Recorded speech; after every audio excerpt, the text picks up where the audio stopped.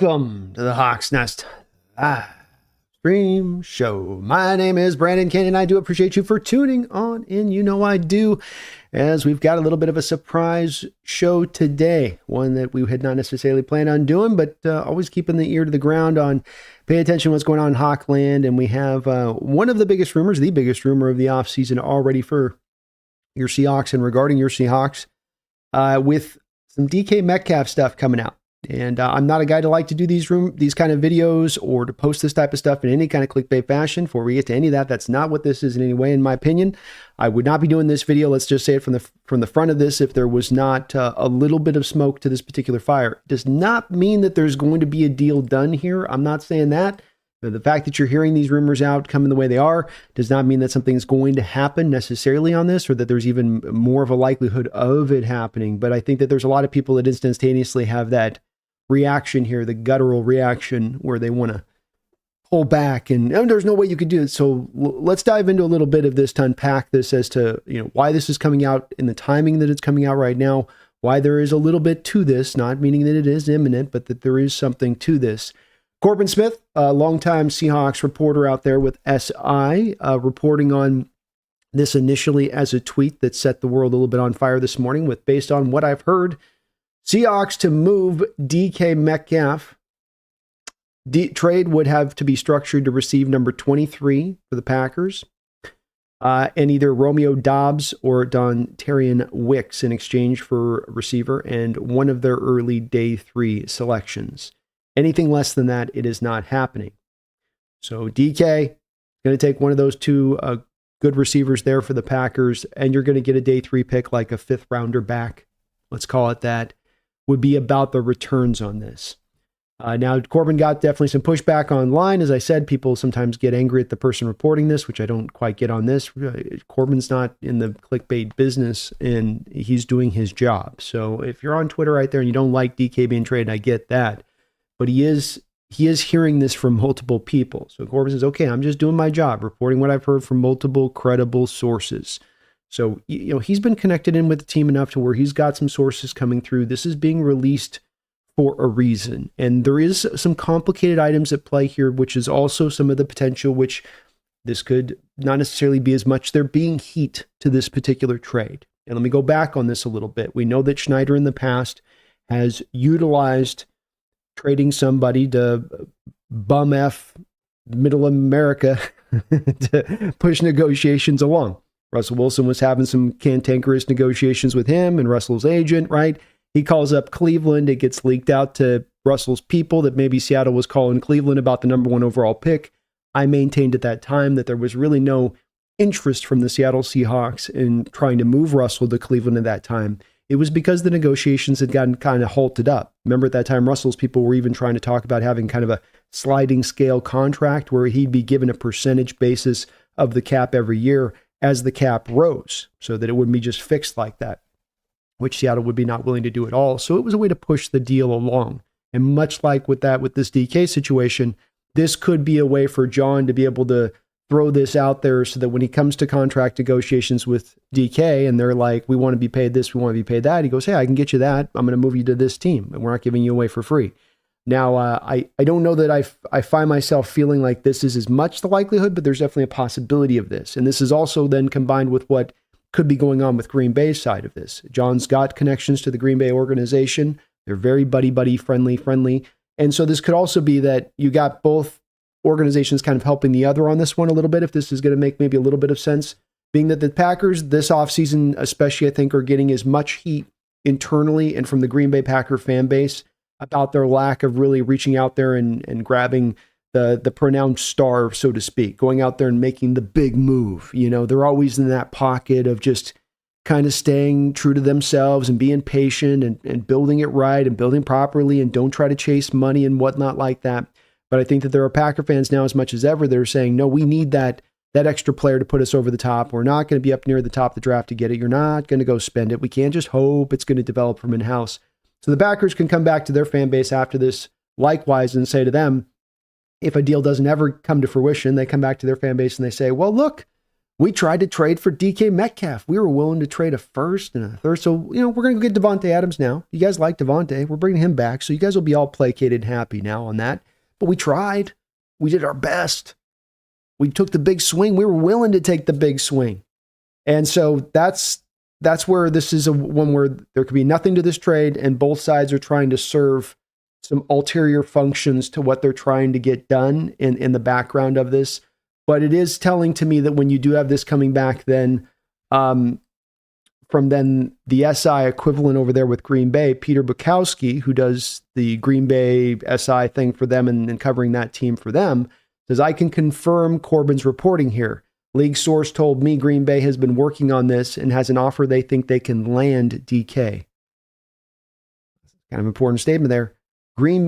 I can confirm Corbin's reporting, so separate reporter, another legitimate SI reporter connected to their team. I can confirm Corbin's reporting here. League source told me Green Bay has been working on this and has an offer they think can land DK Metcalf. Then the hope is trading Jair Alexander to backfill some of the lost draft capital if they can get it. Interesting part of this. A little bit of confirmation to that. Packers then look to move Jair to get back some of the draft capital they're going to lose on that backside of that with it.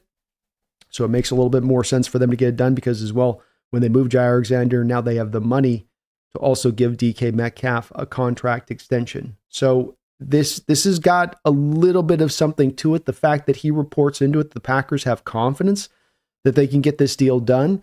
There is a little bit of part of me in listening to this is we don't know anything with certainty. So you think about all of a little bit of the possibilities at play within this. And there's a part of me on this that wonders too of if there's not maybe some real heat to this trade and that this is both teams as well as all those things that I possibly said they could be doing as well as that this could be a real heat to the trade. And we're just running this up the flagpole for both of our fan bases to see how the smell comes off and if it's going to take or not, or if there's going to be revulsion on one side or the other or both sides.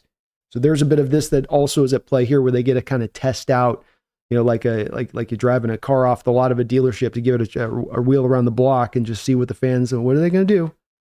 Are they pitchforking us? Are they torching us on this one? Or are they going to let us get away with this one if we do it? And if the Seahawks do make that trade, of course, you're then sitting with 2 first-round picks. You'd have the 23rd overall selection. You'd also have an absolute bundle of day 3 picks, which potentially could allow you to move back up into day 2 potentially, maybe move up in the draft. If they're looking to maybe potentially go that way. The one thing you understand about this is this trade also potentially could be culminated because this is not a great receiver draft. And the receivers that are really good in this draft tend to be more slot level guys. And because of that, this is what, now drives a little bit of the scarcity. And now what then gives Seattle the feeling like, hey, we're able to maximize out the returns back on this thing in a way that we couldn't if this was last year's draft class, for instance. So interesting timing, interesting way this is working. I don't know that we had a rumor out a couple weeks ago that there was actually kind of contract parameters in place between the Hawks and DK's people. But then nothing really came out of that. Now we do know that John talked a couple days ago about the fact that he's just sitting down with Geno Smith's people to get that contract worked out with them on an extension, I think this next week, which means that they probably haven't gotten to DK quite yet. So you start to just try to put what you can together on this situation to sort of understand it. And Seattle is, I think, in making this move, it would not be one that would be an indictment of DK. I think it's as much just the timing of DK's restructure, the cost of what he was going to take, what you're going to have to pay potentially Geno Smith may make this become something gets facilitated. I still am going to fall in the line of saying that this is just more of a John able to maybe press some of the negotiations with DK's people a little bit tighter, and Green Bay able to come back to their people and said, hey, we went after DK. Hey, we went after Myles Garrett. We took those swings you guys wanted. We did what we could. We'll see though. We'll see. Let me know what you guys think in the chat. Do you think that there's anything to this, or you guys hear anything out from any other potential sources from your side of it? But either way, I think it's an interesting discussion, and we'll go long today, but there'll be a little talk today about, I think, getting into a bit of this, team building concept and what's going on. I will say that from my personal standpoint, opinion on this and making this kind of move, if you're making this kind of move to me, I don't know how you're making this kind of move with the thought process that you're competing into 2025. I don't know how you make this kind of move and then you pivot back around and sign Geno Smith to a contract extension. I mean, this is the kind of move to me you'd make if you were taking that firm footing, full step back this offseason to take the 2 steps forward into the future. But hard to say exactly. We don't know what the team's doing quite yet on this, but it will be interesting to see how this kind of plays out. And pretty crazy rumor coming out of it. If the Packers would make this kind of move, this is not a Packer-like move, though. We did see last year them starting to deviate just a little bit from their normal process, signing Josh Jacobs to a big contract, signing Xavier McKinney, the big-time safety free agent, to a big-time contract. And what did those 2 moves do? They paid off for the Green Bay Packers.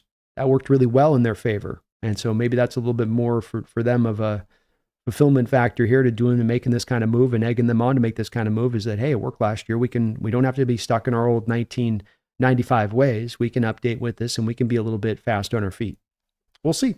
I thank you guys for watching today. Please, if you could for me, hit that like button. I appreciate it if you could, as well as always appreciate the discussion today. I know that this is going to be a bit of a touchy topic. Okay, so I understand that going in on this. I'm going to try to be, I'm ultimately open to all discussion on this. Just ask you guys in the chat. We keep it respectful, as I know that there'll be people that have a lot of love for DK, and the thought process of him leaving and being sent away is, and I love DK, by the way. So I don't want to see this trade happen either on that side of it. I'm not pushing for it in any way, but there's just going to be a lot of discussion. We want to keep it open here and try to just, pick apart a little bit the edges of this as we can.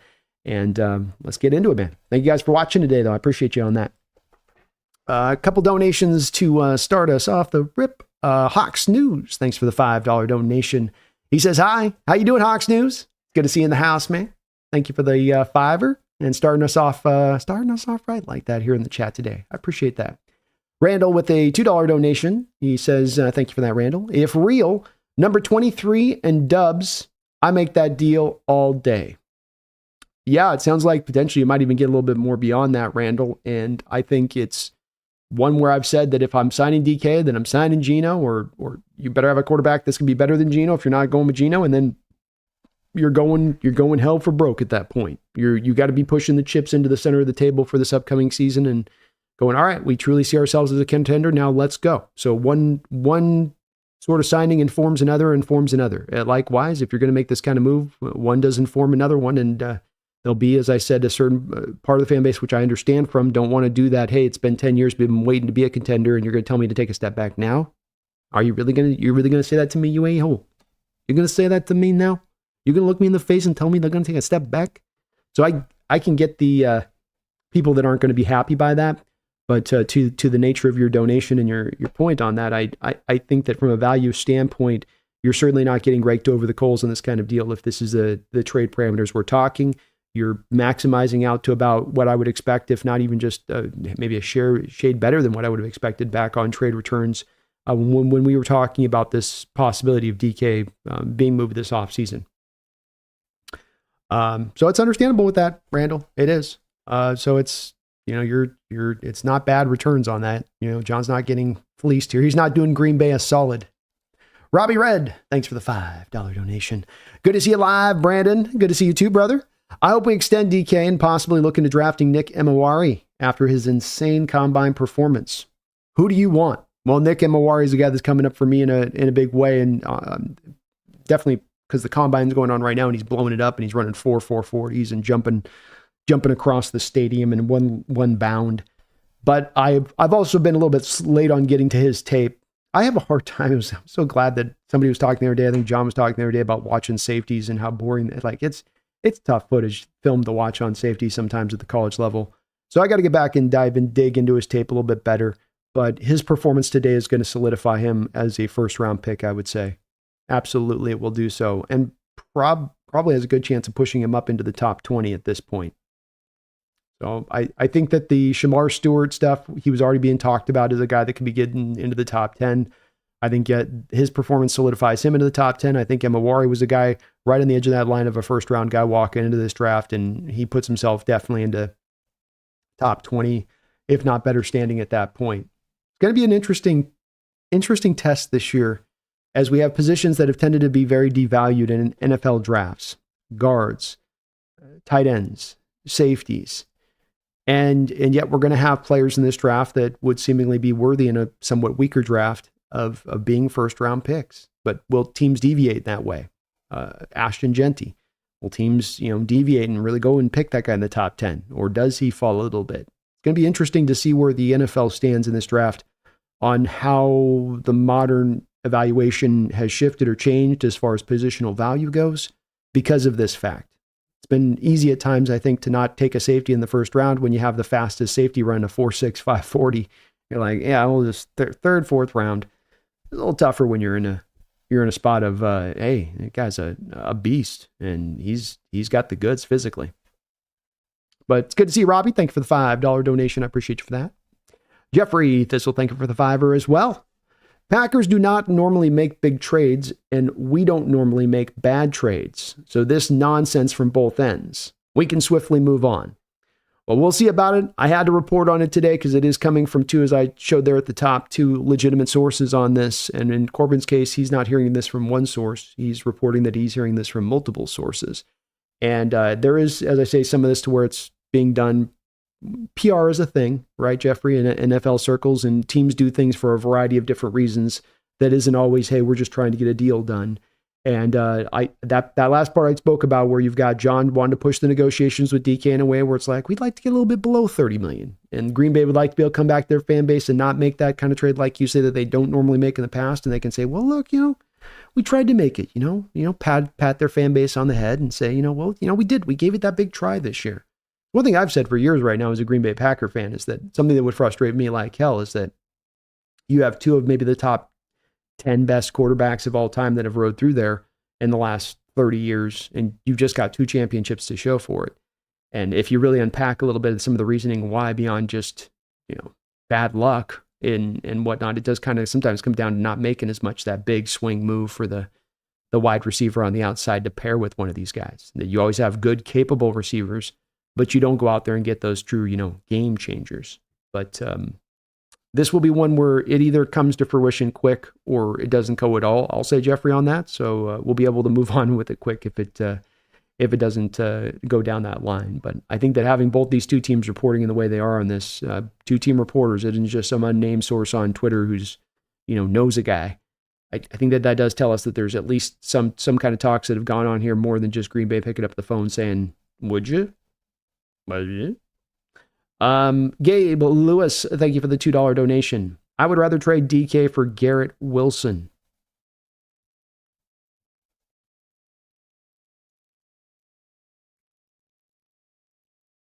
Well, maybe that's the move that they make on the flip side of this. Maybe Green Bay doesn't want Garrett Wilson. Maybe they want DK more, and maybe you flip this pick to the Jets to go get, Wilson at that point. I don't think they would do that necessarily, but we also don't know too, Gabe, with this, if really are the Jets, looking to move Garrett Wilson. Their receiving core is nothing right now. And if you move Garrett Wilson, because they're losing Devontae Adams this offseason, it's completely empty there. The thing with the Jets too is they haven't exactly signaled what their intention is this offseason. It would seem to be that they need to take a step back and do some of that, and that they're not ready to compete, but also an interesting team to just kind of watch what moves they're looking to make and how they're looking to kind of flow with it. But I don't know if I have not heard that I know Garrett's requested a trade. I don't know if the Jets are necessarily going to acquiesce to that, just because he's requested it with the position they find themselves in. Randall, thank you for another $5 donation. He says, I don't think moving DK precludes teams from competing in 25 or resigning Geno. 2 firsts, add 2 young studs plus a decent wide receiver and extra cap space. It's a good point. It doesn't necessarily, and that was just in my personal opinion with the Randall, so it's not necessarily my personal opinion rules overall on that. It's certainly that you could move DK, you get those first round picks, you could spend that money more wisely, you could re-sign Geno to the context of your dono. And then still go out there and be a contending team next year. It certainly is possible, especially understanding if the receivers who you take with that first round pick, they tend to come in pretty ready-made a lot of times, and that you can get them at least moderately productive in their first seasons out the gate to replace some of that production. You're going to be more run-centric a little bit more maybe this year to augment a little bit of that as well. So it doesn't mean that it's definitely for sure that you can't contend, Randall, to your point on that, for sure. That was more just my thinking what it would be just hey, go all the way with it. No half measure here. If you're going to go all the way down like that, take the full step of it. And then when you get into 26 and 27, you're flying mode. But you're right. Get into the heart of your dono, Randall, and thank you for the double dip dono. It doesn't stop you necessarily making this move from getting out there and contending in 25 in itself. And especially if John's got some other planned moves in the background of this. Jeffrey Thistle with a double dono himself. Thank you for that, Jeffrey. I appreciate you, brother. If DK is really on the trade block, we need to shop him around for best offer. No way Green Bay has the best offer. Well, this is, and that's that layers thing of this, where sometimes it's hard to kind of, with people in the chat, they'll kind of not understand. I don't do a good job of explaining it sometimes, where you're trying to wear those different hats, Well, this could be a public relation, like, let me put on this hat. It's like, well, this is a public relation situation, and Green Bay's trying to do that, and Seattle's trying to push their negotiations with DK. So it's okay, it could be that. Oh, this is real deal, steel, real deal, Holyfield trade going down hat, right? And this thing's hot on the button of happening. Why does Corbin say he's got multiple sources? Why is essentially John leaking this out and letting this be leaked out? To the heart of your donation, Jeffrey. Because you have some bare bones parameters in place. You've not given Green Bay the right to negotiate with DK Metcalf. You're talking to them and you're like, look, we gotta get this figured out with the fan base too. We gotta do some things here. Okay. So we like this. We won't make you wait long, but we like it, but we just want to kind of like, can we just let it bake in the oven here for a second? Okay. Let this thing slow roast for just a second, because we want to make sure with making this kind of big trade that we're right about it, that we're not being reactionary or momentary or emotional. And then you leak out the sources like this, like Corbin did. And then that does serve, Jeffrey, essentially you don't have John picking up the phone and calling every NFL team going, hey, you want DK? Hey, you want DK? Hey, you want DK? But what he's done now is that if you are a team with any kind of interest out there in DK, like an auction block, you know what the price is, you know what the parameters are to bring him in, you know what the cost is going to be and what you got to hit. And really it comes down to, I think from John's perspective, it would be very easy on this, where it goes, okay, you get the first, you get Dobbs, you get a fourth, fifth. Okay, now we go for a second. You want to be Green Bay's offer? You want me to go back to Green Bay and tell them no after I got these bare bones deal down? I can't do it with you just pushing it just barely past the finish line. You got to blow me over. You got to blow that offer over. Say nothing if there's 2 or 3 other teams that are popping off on there. So that is a part, Jeffrey, I can say with very, very firm certainty that this deal's not getting done with Seattle just essentially negotiating with Green Bay, only Green Bay. There's going to be potentially other teams coming in. Now, Green Bay is giving you the best offer. Maybe they're being the most aggressive with it, or close enough to most aggressive that it's all pretty equivalent to John. But that is why I think there's a possibility of this in the way that it's been floated out, and why it's been floated out, that this is your way of essentially getting those 31 other teams to say, hey, or 30 other teams to say, hey, you got your shot. Do you want to take it? Holiest Hand Grenade, thank you for the $5 donation. He says, let's say the DK to Packers are true. Why would you add void years to Williams' contract?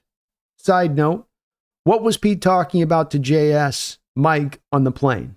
Well, according to Mike McDonald, I know he looked like Mike McDonald sitting next to JS, but according to Mike McDonald, he was not sitting on the plane next to John Schneider.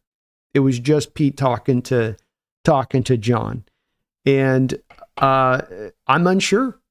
It could be so many different things that they're discussing, from trades to prospects to to the free agent market. You know what I mean? There could be just endless things. It could be of a DK Geno.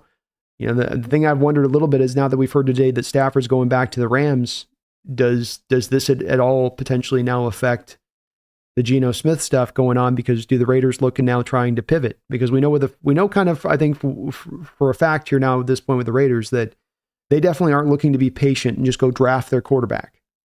It might end up they become a team that looks to move up for a award or whatever, but it seems with Carroll that he's coming in there looking to go now and not wait. And if that's going to be the case, does now if they're not in on being able to get Darnold, if they can't get Stafford, does Geno now become the next guy that they look to try to go towards? on in regards to adding voidable years and all that hand grenade to the Williams contract, the Seattle Seahawks are still not below the salary cap.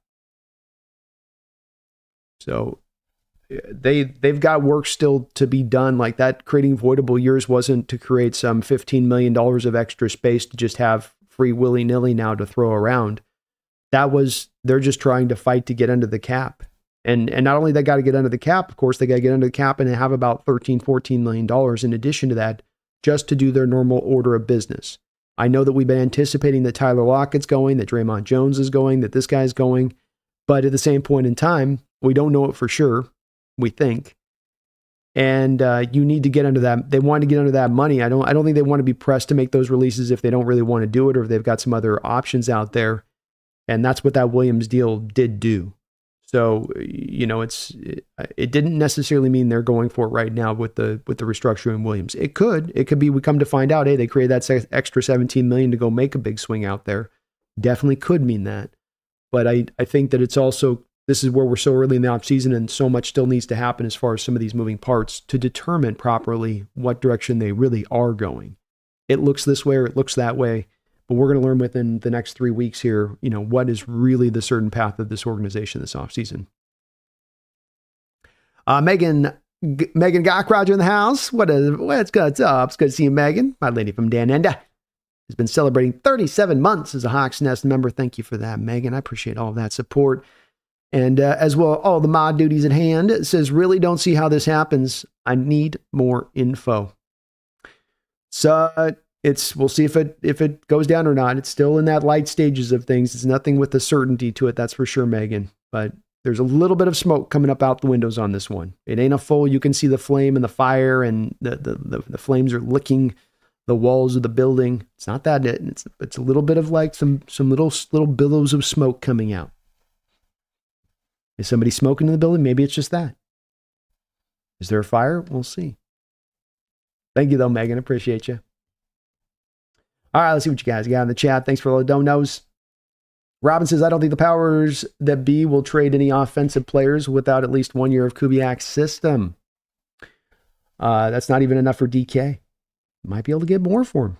Good point there, Robin. I think that would be the ideal with them from a Hawk, to your point, the Hawk standpoint. The organization, I think, would like to be able to have this where you see what DK looks like in this system for a year. But I think the other part that makes it hard is you have to make that determination about the contract right now. I know DK has a season left on his contract, but he's going to want that extension before the start of the year.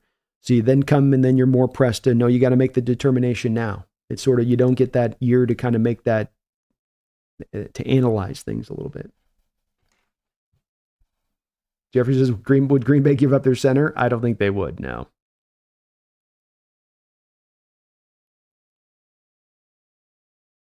The gossip says, Green Bay reporter says it's not a first rounder. We'll see on that. Green Bay's doing some stuff too with this where they're, yeah.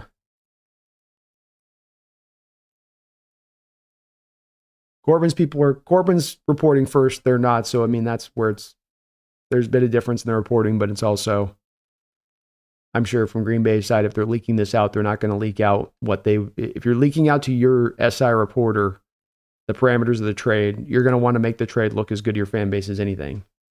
Like the running up the flagpole to me with the fan base here is more, how about adding DK to the team? Does this generate the excitement? Does this, they know the fan base isn't going to get caught up on the draft capital returns, but you would get back a first in this case.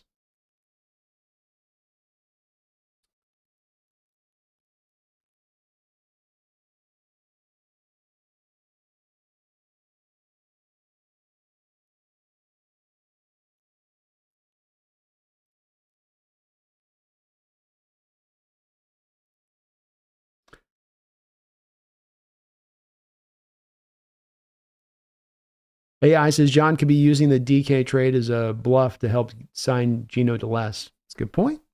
Could be another way of doing a kind of a background maneuvering thing here. Absolutely. Thomas says, I'm open-minded to DK being moved, but I want Super Bowls, and if moving DK is the reason, then so be it. Yeah, I love DK too, and I'm not the forefront of wanting to see necessarily him moved, but I would understand the thinking from a team building conception if this was the move that they saw best to make and how it's finite, the amount of money you can spend. And when you're spending money on a receiver at 30 plus million, you got to be real certain on those kind of decisions. And so we'll see which way they go with it, but it's one where I can understand thinking kind of both ways a little bit. Save the Geese says, why would Corbin get the leak out of any of the other reporters? I mean, I don't know if there's one reporter or the other Save the Geese that I would put as necessarily, is Greg Bell the great one to go give it to? Or, I mean, to me, it's kind of half a dozen, 1 and 6 another from John's perspective. The thing that you do get with Corbin is that his online reach, as far as some of the more old head reporters that aren't as active onto stuff like X and whatnot, is going to allow it to get out there maybe more louder. But I've never known, and doing this for 5-6 years, and Corbin doing his channel at the same time I've done it, I've never known him to be a clickbait guy in how he reports on the team. So I track record matters to me on this kind of stuff. And that if we're going to say a guy's doing something for reasons of clickbaiting, then we got to be kind of sure on that. Number one, I would say, and then number two, what other proofs do we have backing that up that the guy's been doing that or lived in that way or reacted that, and I haven't seen that from him on this.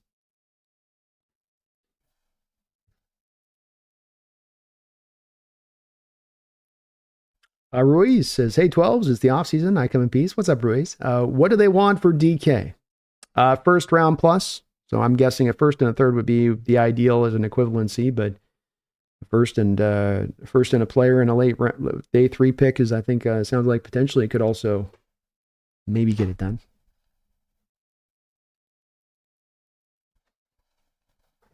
Brian Meyer says, you trade DK, you reduce the strength of an above average position group on this team, period. Especially if Lockett retires. Good point. Dogzilla says, Corbin got that rumor from a locked on guy who covers Green Bay that happens to not have a reputation for much accuracy. Well, the thing with Corbin is that he does say in his own tweet here from Corbin, directly from Corbin's mouth, I've got the tweet right up here, Dogzilla, or I'm just doing my job and reporting what I've heard from multiple sources. So he may be getting this from the Bukowski guy, and we'll see if he's out on it. May not be too much with it. The fact that he's mentioned multiple sources to it, I think, is kind of telling a little bit. We'll find out though on this one soon enough. I'm estimating you're getting a DK Metcalf contract extension done before the start of free agency.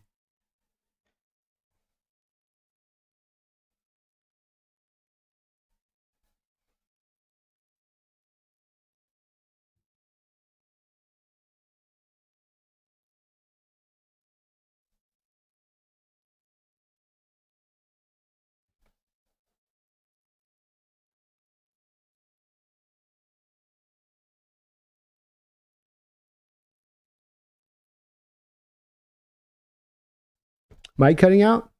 No. All right. Is my mic okay, guys? Hopefully mic's all right.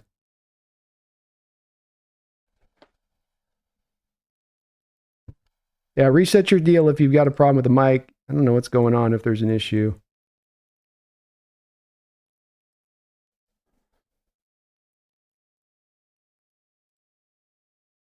Check. Hopefully that.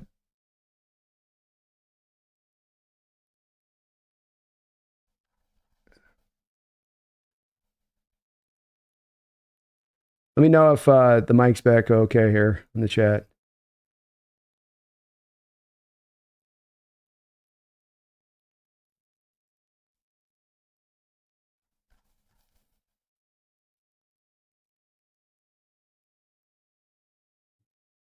Had to close and reopen that. Mic's fine. Okay.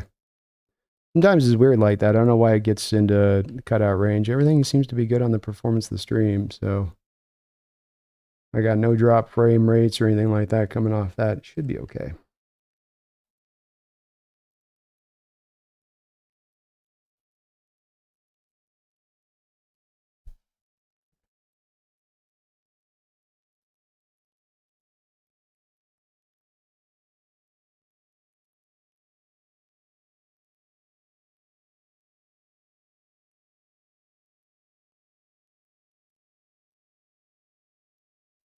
Do we have Black Cat signing? Should come out? Yeah.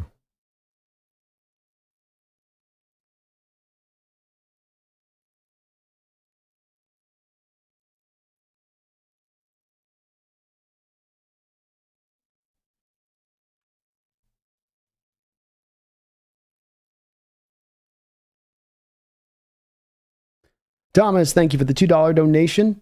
If it makes Seattle into a contender, then I'm game. That's what it's really down to me at the end of the day of looking at this team and being open to a variety of different ways to go. I do want the guiding light of the team to be firmly in the path of how do we get to being a contender. I don't want to be stuck in this, and I'm a little worried the team's been a little bit preoccupied with being stuck in this consistently good phase of things at the price of never being great again.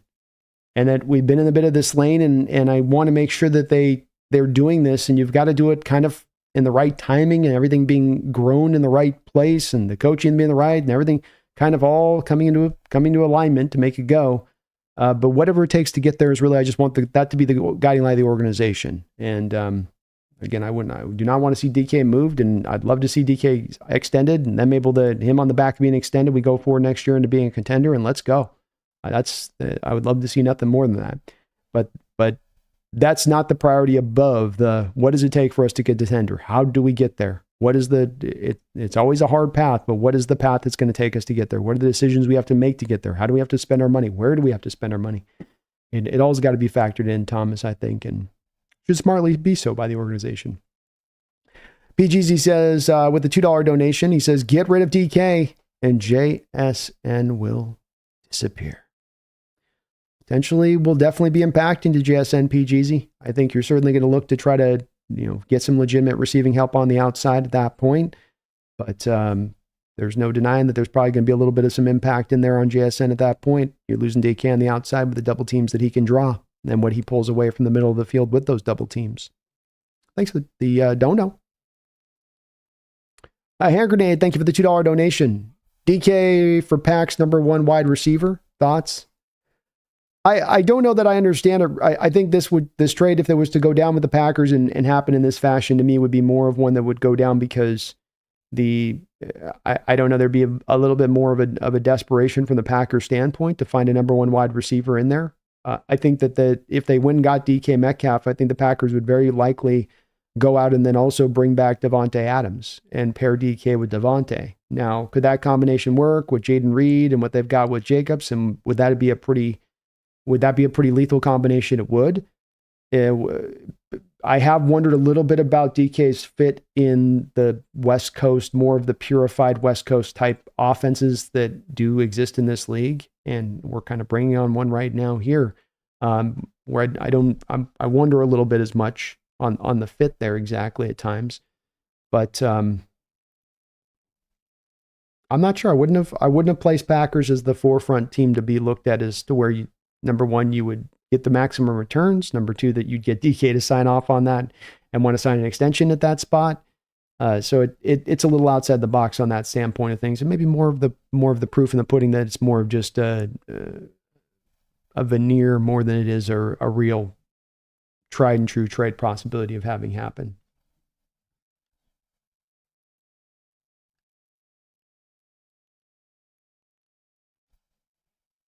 Yeah, Nick, I mean, I'm glad Hawk Blogger at the Combines is this not news, but it's when you do have two different separate team reporters reporting on this, I think it does make it news. And with DK's contract extension looming over the possible, over this whole thing at that point, it's something that, if it's not news, Nick, then why is it my DMs and my comment sections when I'm offline are going to be filled up with people, bringing up the DK thing? Because it's on people's mind and being brought up and talked about, so we got to discuss it on this kind of stuff.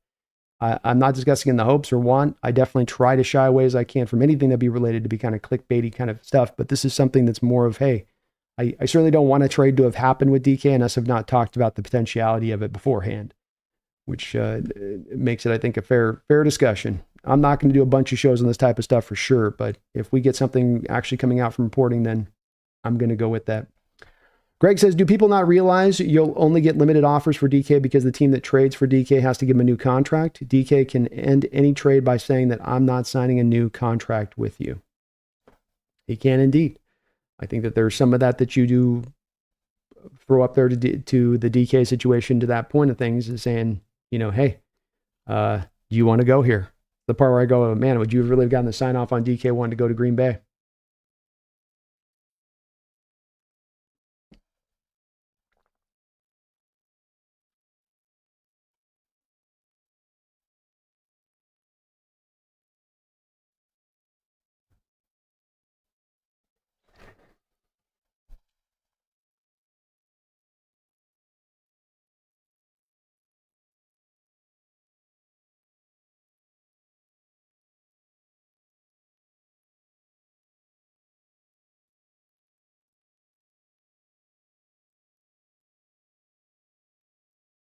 I'm on says, why would you take the Packer receiver in a day 3 this year and a 2026 first round pick, as the class is much better and we'll have 2 ones to go trade a quarterback?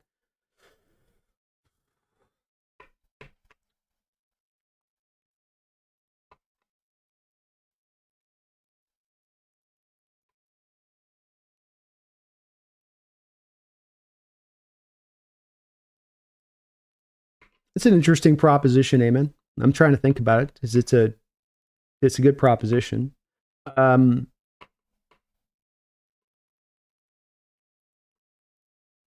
Yeah, I suppose I would understand going that direction of it. You can see them putting together the pieces then at that point to try to move up into a first round to go get their quarterback at that point. You could definitely see that as being a way of doing it. And you're getting a receiver that you're getting a starting capable receiver, you feel like, on the other side that you're pairing it with. I guess that'd still be about, I do feel like, to me, I'm on, if you're going with the first next year, that you got to kind of kick back the, like a day 2 pick back to us in addition to the receiver in the 5th. You're kind of getting a layaway. We're giving you a layaway on it. So you're going to need to sweeten a little bit of the front end of the offer.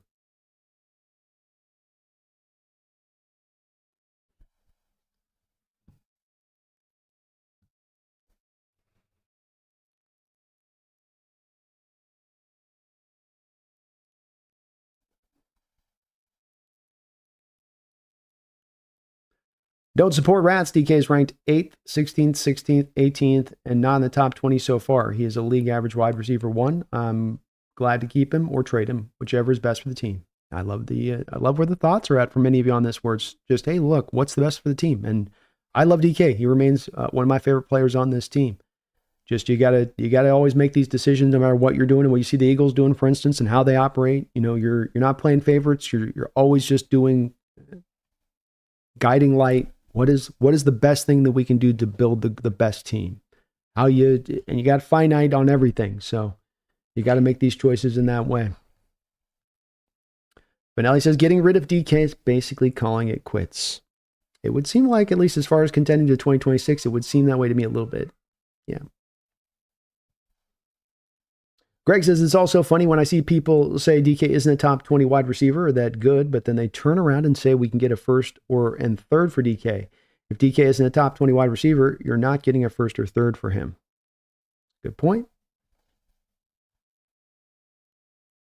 Next is, if we get rid of Geno. If we get rid of DK, we might as well move on from Geno. That would be my thinking a little bit as well with this. Some people are pushing back to me on this one a little bit, Nick, but that would be also how my thinking would be on this as well. You are taking the step back at that point for the 2 steps forward.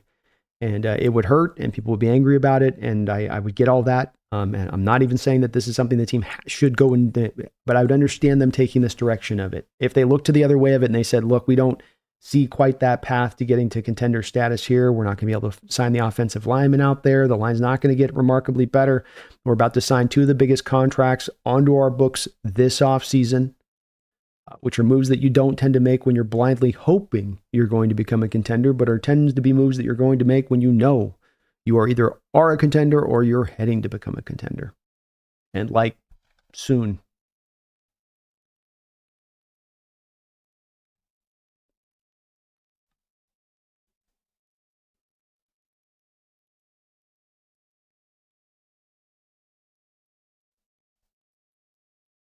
Bill Anderson says Emawari is a stud. He is, Bill. He is. And he is a very much a possibility for Seattle here in the first round. Very much a possibility like Malachi Starks is now. I mean, he's right there, neck and neck with Malachi Starks at this point. I'll elevate him into the first round of my big board now here, as I had him right on the edge of the second round as it was. I do need to go back and watch more tape to kind of confirm, but I think I'm going to end up finding myself putting him in that spot, and Seattle could get ahead of everybody on this one and be like, oh, you only take safeties into the 20s. We know exactly the value on this one. We're jumping here at 18 on him. And with Kobe Bryant a year out from being a free agent, you're kind of smartly getting out ahead of things. Big Soldiers DK is going to want $35 million a year. He might. I definitely think at least $32.5 million has been about right where I thought minimum you're going to have to come in at. Big Soldier says, I hope John gets fired. Thomas, if Seattle, Emawari and Campbell, or Booker and Emawari with the first two rounders, I would be game. That'd be a hell of a combo, wouldn't it, Thomas? Just building up a super defense. Nick says we need Hawksnest to the combine for real, for real. I was right on the edge of doing it this year, Nick. I just the cost was just a little bit too much to kind of go full in, because it's a little bit of the commitment on that side. But I promise you guys, I will be setting stuff aside this year, and next year 100% with certainty I will be getting to the combine. I will do it absolutely. If I can't do both the Senior Bowl and the combine next year, that's going to be, I think, kind of the goal is to hit them up both. Get them going. But thank you, Nick. We'll get them out there.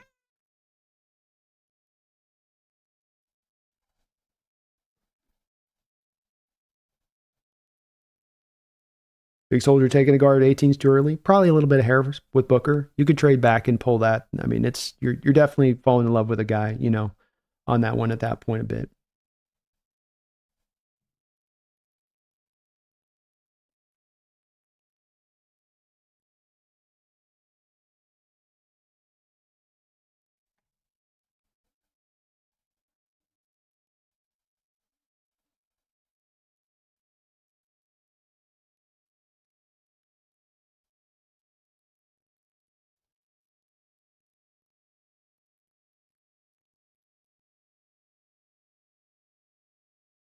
Brian Myers was the biggest combine news is that the Hawks' performance of some of the defenders solidified the Hawks picking one.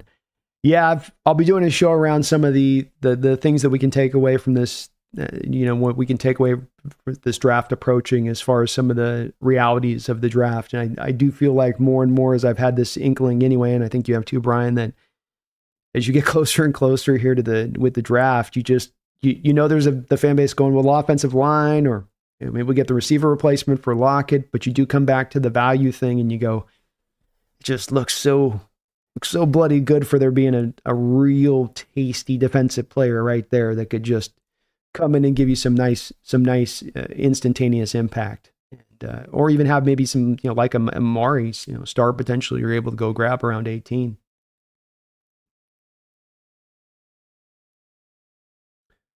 Jordan says, it says the league average wide receiver one is disingenuous. Yeah, this is not any indictment on DK Metcalf as a player, in my opinion, at all, on any of the stuff from my standpoint of it. And I think in truly a real way, this team has not done a good job in DK Metcalf's career of getting the most out of him and making sure that you really utilize him in the way that most number one wide receivers get utilized. And it would be a shame about this trade and doing this kind of trade if you made this move, in that you would be walking away saying that is a part of this equation, is that we never quite competently figured out how to peel those double teams away from him, never quite competently figured out how to feature him properly and not forget about him at times over the course of the game. But that is a bit of the reality of the situation too.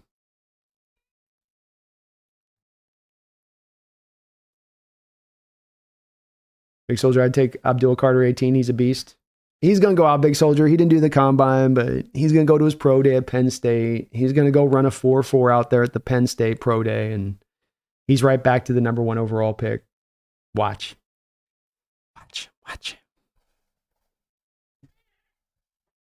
Yeah, I watched Emawari highlights. He's the real deal. Better prospect than Cam was. Very similar. Faster with better ball skills. I don't think he'll be there at 18 after today. Hard to say that he will. You have a safety that runs a 4.4 at his size. You get a Earl Thomas running that kind of speed, and he goes top 12. Emawari's got much more size than that. Does that put him into a similar place? Probably so, AI. Even the kid Hamilton that came out of Notre Dame a couple of years ago, He only dropped because he ran like a 4.7 40 or something. So you're probably right about that. Good chance that Mawari at this point, especially in this draft, becomes now more into that probably top 12, as the floor is probably like that Earl Thomas, Hamilton range of things. That's probably his floor at this point. Just a bad boy at the internet's with me. He's like, I'm thinking Carter's 1. Yeah, I think he's going number 1. Doorhinge B, I love Geno. He can slang the ball and has an eye for defensive schemes. Do you think Geno at this age is still a $30 million a year quarterback? I think that's why this DK thing to me is, and this is why I think this is an important discussion with the DK and all this, is that I know that Geno's going to be somewhat of the first domino that falls, but to me, if you're signing Geno, then you're signing DK. And if you're not doing DK, then you're probably not doing Geno. Is Geno worth it? If you're going for contention, if you're going to truly make really Doorhinge, it comes down to this. You've got to make a priority of really upgrading this offensive line in a major way, because you're signing an older quarterback like that, which means that you're signing him at that grand amount of money, at the biggest contract that you have on the books, because you believe that right now today you're ready to contend. And you're not ready to contend if you're going to keep trotting out the same kind of offensive lines that they have in recent years. Say nothing of some of the other holes on the roster. So yes, but there's a but if kind of statement attached to the yes with that Doorhinge. And I really don't like the thought process of going up into $40-45 million a year territory, which is where we're hearing some of the numbers being discussed. I get uncomfortable in that place talking about paying Geno that kind of money. I don't like it. Thomas says, shoot, if Ty Warren replaces DK, I'm happy. That's no knock on DK. One of my favorite stories coming out of this recent draft was the reason that Tyler Warren wears number 44 is because his father was a fan of John Riggins and told him to run like that. Like my love score up, my affection for Warren instantly gained like 3 or 4 extra points on that one. Like, oh, you were trained on watching John Riggins and how he run a take. Okay. Yeah, sign me up for watching that on Sundays. Yes, please. Thomas says, yeah, Mawari has been coached by Cam. I don't think he would waste his time by helping him. Greg says, Brandon, DK had 90 catches playing in similar offense under Waldron, and then Hawks drafted JSN and nobody said a word. It's also funny how people always say what DK isn't, but Hawks never maximized DK. I agree with that. I was just saying that, sorry, you heard me say that just a couple of seconds ago, so I do agree with that. I would push back on the Waldron offense as being the similar offense. And Greg, this isn't the first time I've said that just for this discussion. I've noted it over and over again. I brought it up many different other times over. Waldron did not come in here and run the West Coast offense. He wasn't running the McVay offense. He didn't run the McVay offense when he went to the Chicago Bears. And I've confirmed this a couple times over, even having talks with guys like EJ Schneider about it, who loves the Bears and a separate set of eyes and had no biases like I did towards Waldron. What Waldron happened, Greg, is he walked in here and he basically inherited the Seahawks offense. The same thing that happened to him is the same thing that happened to Schottenheimer. Where remember the reports from Brady Henderson, where that Schottenheimer walked in here and inherited 70% of the playbook. So it's to say that he's running the West Coast offense at that point is not quite accurate to what really went down with that situation.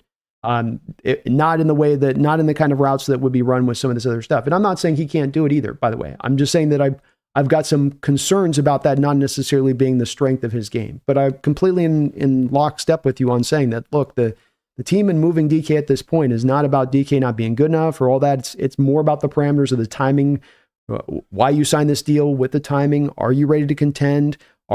Is this suited for where you're heading into the future? Is this best for you in a team building concept wise? Because if you do sign DK for this money, you're out from now then signing JSN to a $30 million deal. Do you want to have 2 $30 million a year deal receivers on your roster at once for an offense that might be a little bit more run centric? Maybe not the smartest way to go. So it's really goes beyond just, I know so much of this comes down to the player and is he good enough? But it really more just comes down for me onto the side of just team building, conceptual stuff, and the salary cap factoring into this as it does. And when you're paying guys $30 million, $33, $34 million, as I've said, that's top 15 quarterback money. It's not top 10 wide receiver money. That's top 15 quarterback money. And you got to be careful in signing those kind of deals, not for just the player and is he going to withstand the test of time but also looking at your team going, well, is the team in the right place? A couple no-nos here.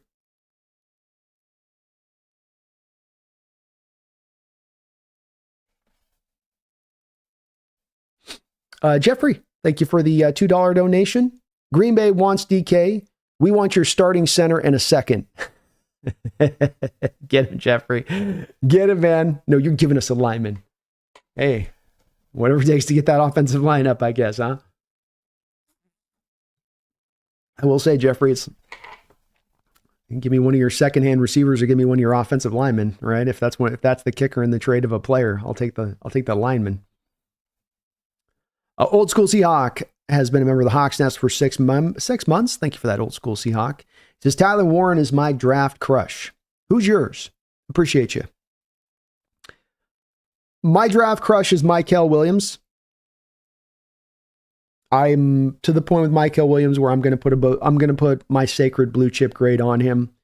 I just learning the information that this past year, his final year in college, that he was dealing with a variety of different injuries and yet still fighting through it and still, out there just working his ass off.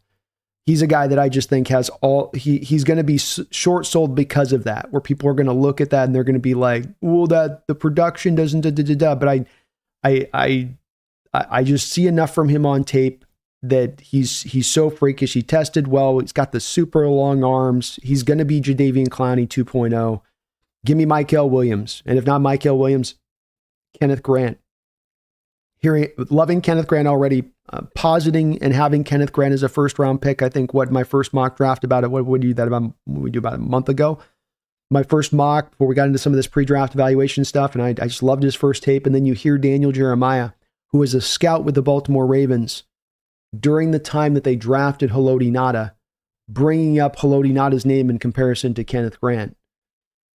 More confirmation bias for me, baby. I'm like, yeah, this guy's a guy I like for a reason. There's a reason you were kind of okay. You're on the right track with it, so it only makes me more, locked in on it. But those are kind of my two guys right now, I think. They're the two that I really do gravitate towards. But Warren's awesome. He's so much fun. Dogzilla, thank you for the $2 donation. Says, despite chats, audio from your end is perfect. Well, thank you, Dogzilla. And I'm sorry if you ever have audio issues in here or anything like that, just hit the refresh button. Sometimes there's some stuff that can go on with that. I did just update the old drivers yesterday. So that's always you're always a little bit in touchy area with sometimes with that stuff where things can need to settle down. These computers now with getting updated, but I'll try to double check in the background. There's nothing weird going on or anything with that, but thanks for bearing with me on that, you guys. I'm sorry with those kind of pop up from time to time. Appreciate you, Dogzilla. Jeffrey Thistle, thank you for the $10 donation. Let's go, Jeffrey.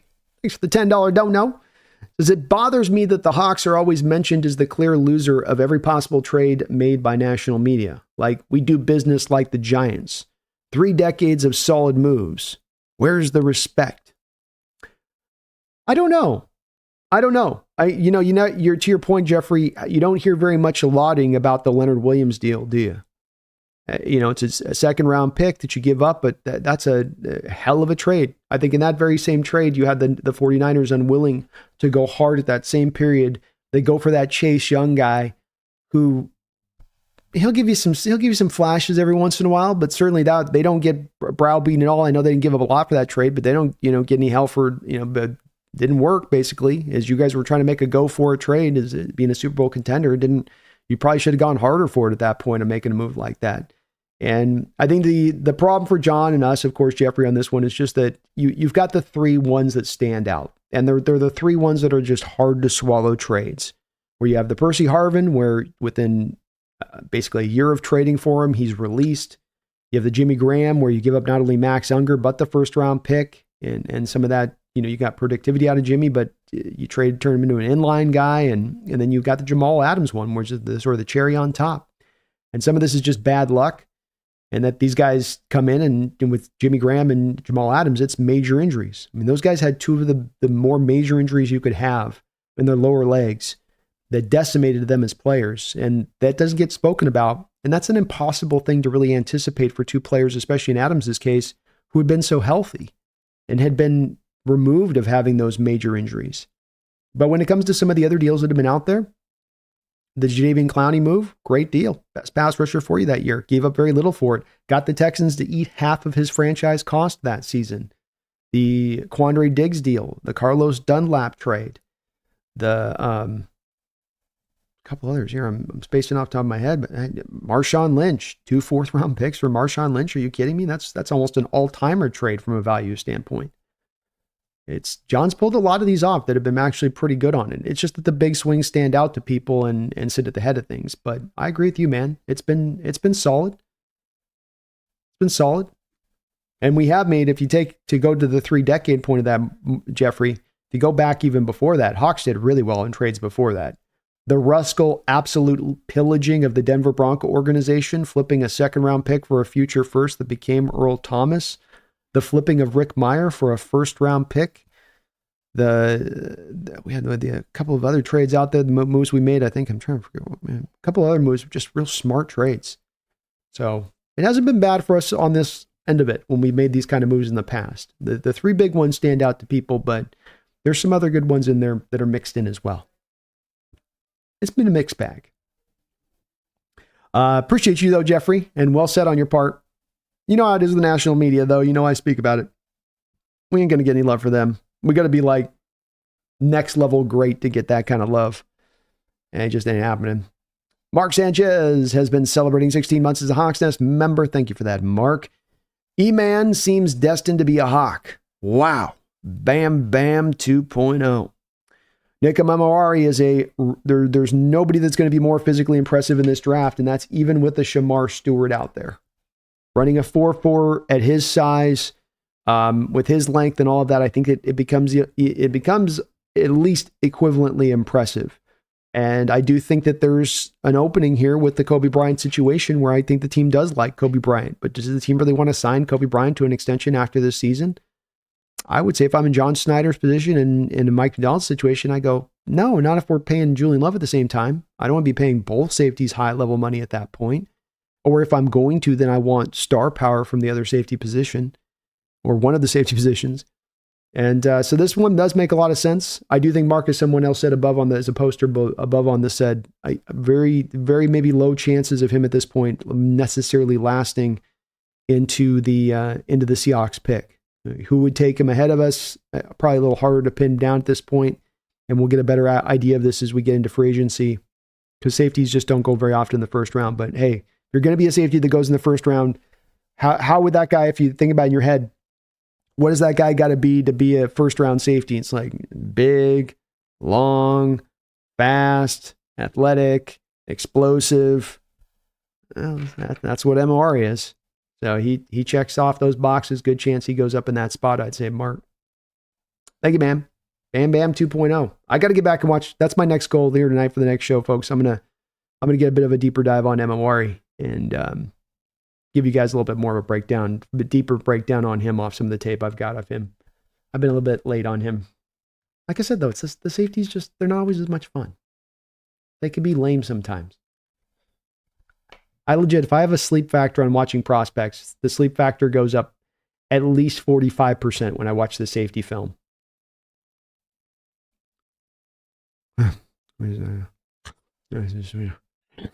That's me watching safety film.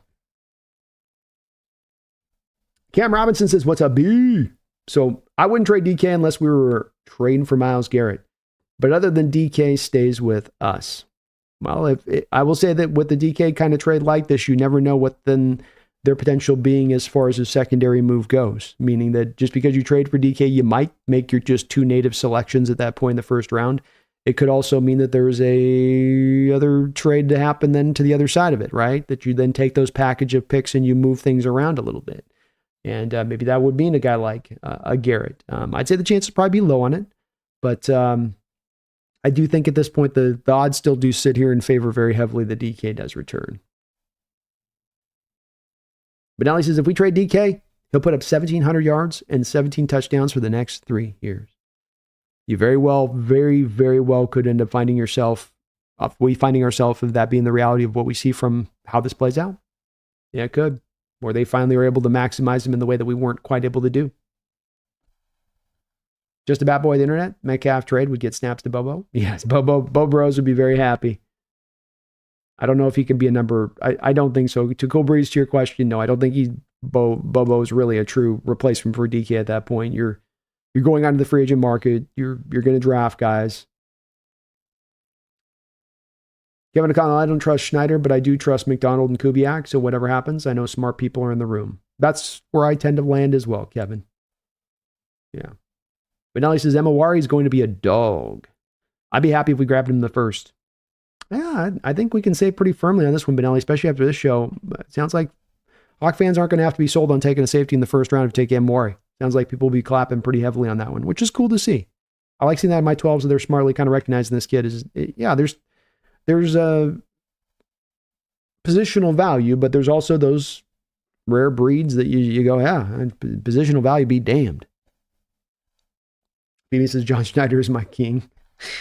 D-Man, DK is big, fast, and has a certain skill set, but the overhype about him is unbelievable. He's got some stuff on him too with this, I think. That's a fair criticism to make the other side with DK on, has it all been just the team and the lack of being able to maximize you? I think that's been a part of it, but certainly there's a part of it that I think that is to be made and bring up about where DK's been at in his development and advancement and in some of the areas of his game that could stand to have taken steps forward, to your point, D-Man. I think that's fair. Cameron says John Riggins was a beast. He was a complete beast, man. Complete beast. Still fun to go back and watch John Riggins' tape. Nick says Green Bay is one of our longtime rivals. I would be beyond pissed if we traded DK there. Do people not remember the battles we had with them just a mere decade ago? Scarred by those battles. It would be tough. It'd be tough to give a team like that that's already on the precipice that kind of piece that would seemingly, on the surface of it, very much put them over the top, especially if they're going to add a Devontae Adams in addition to this kind of move. Just a bad boy with internet. Well, I believe Metcalf isn't a number one anymore. That's GSN. If he can't do it, it's easier to find a wide receiver. It can be even Tyler. Greg says, with that being said, I saw a Packers reporter saying they want DK and to bring back D Adams. So why not? So why it's not my top landing spot for DK. The Packers at least seem to have a plan. They do. And there seems to be a little bit more of a room for aggression with them, to your point, that Greg, this offseason, where they haven't been there in years past. They seem a little more ready to roll with that one. Big Soldier, the draft is full of O-line. We should get a blue chipper O-line at pick 50 in the second, like Jonah Savania. Also Tate Radledge, when Gray's able, might land to pick 50. Tyler Booker to early 18. All those guys are great players, Big Soldier. Sign me up, man. Double dip and walk away with possibly 2 starters on that offensive line. Yeah, Wyatt Milliams, a good one too. He's nice as well. Yeah, Big Soldier, I have a hard time with Tyler Warren in the first. I still am steady on my second round grade with Warren. Doesn't mean I don't like him. Just, I don't put him up in the same place of Brock Bowers. Tone Dog wants him though. He says, yeah, if you trade DK, you have to try to pick up Warren at 18 if he's there. Maybe it makes more pressure. I'm not going to hate the Warren pick at 18. I'll say that. I've got a grade on him, but I would not be angry in the slightest if you're walking away in this draft with Tyler Warren. I'm okay with that. Big Soldier says we need Kenneth Grant. Byron Murphy can't play nose tackle. Get tight end later on. I'm with it, man. Grant would be my guy too. Nagasa says DK's best attributes are physical attributes. It will be worse every year as he ages. He doesn't have soft hands and finesse or good route running like the better, older wide receiver. Fair point. Jeremiah Johnson, Jackson Dart. I like Jackson Dart, Jeremiah, but it's a little bit like, again, I'm very hard-lined on this with drafts at times where it's like, I want to take the guys in the right rounds. It's part of what the Eagles do, and why they have so many drafts work in their favors. They pick that value mode, and you don't reach out, well, we like this guy, so we're going to take him around early. You pick the guys in the slotting in the spot that they should go. So I like Dart, but I like him as a third-round guy. I don't want to be elevating him up in the second. I definitely don't want to be elevating him up in the first. But he's got a lot of moxie. He brings some skills to the table. He's got some limitations too, but he's got an NFL skill set. Be a fun development guy. Nick says, you're speaking to Big. Tone says Michael Williams is mocked in the top 10 quite often. McDonald would definitely draft him at 18. I think so too, Tone. And I think you're right about that. And then I don't think I just can't think the NFL teams are this dumb to I'm not ahead of something on this with Michael Williams to me. I think it's just that the general populace out there and looking at him looks at the production and they just kind of go, eh. But I don't think NFL teams are going to make this kind of miss with it. I think he becomes, even with James Pierce running the 40 he ran at the combine, I think Mykel Williams becomes the second edge taken off the board. And I think you're right. Probably goes top 10. But if he were to happen to fall, Benelli, Mykel Williams, Jihad are the two I'd be happy with it. I'd love those two too, man. Jihad solidified himself as a first rounder as well. Thomas says people need to realize that Seattle has been past the wild card round one time since DK was drafted. Good point. Jeff says you get a first for DK while you can. IMO. Benelli, we pulled off one of the best trades in history with Russ. I forgot about the Russ one, Benelli. I didn't even mention that one. There you go. My goodness. Greg, Brandon, I disagree because Waldron had the Hawks as one of the top two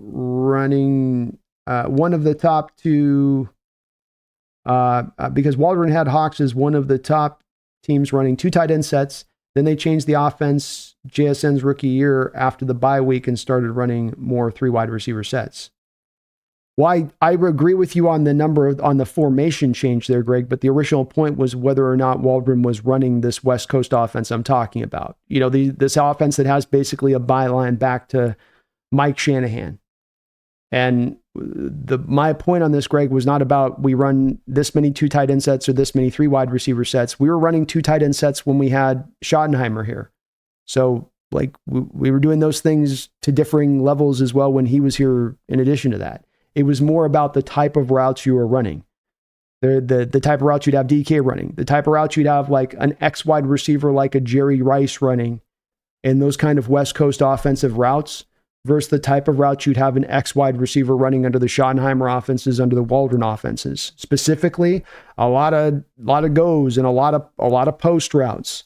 A lot of, just kind of working off sort of like a three of the route tree routes, basically, rather than having him run a wide varied amount of stuff, or especially a lot of the shorter, quicker in-breaking stuff that you would tend to have those receivers run. Less of the just manufacturing, getting the ball in his hands in space and letting him try to work at times. There was less of that built into the offense from my perspective on it. And again, to this Greg on it, I've talked to many different people with many different sets of eyes and watching this offense and then what Waldron was running on it. And I've not heard one person push back on me on the fact that they're seeing anything different. It's like, yeah, he's kind of just running his own thing, which in my opinion, it wasn't him running his own thing. It was more of he was running something that was widely influenced by what Carroll was kind of asking him to run, especially when it comes to, like, for instance, Greg, remember the whole lack of targeting the middle of the field thing, which is kind of a major part of that offense, targeting the middle of the field. That also informed the routes that they ran, right? Nick, give me Grant or Emawari or Mabu at 18. Warren wouldn't be bad at all, but those three, I think, can make the biggest impact for us. I love it, Nick. Sign me up, man. All three of those guys. I love them too. Mabu's great. He's fun. He's another guy that is a fairly easy evaluation.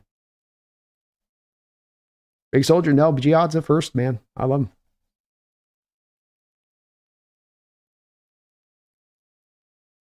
Nick says Campbell's awesome, but with Jones coming back, it's not something we should spend a top 20 pick on.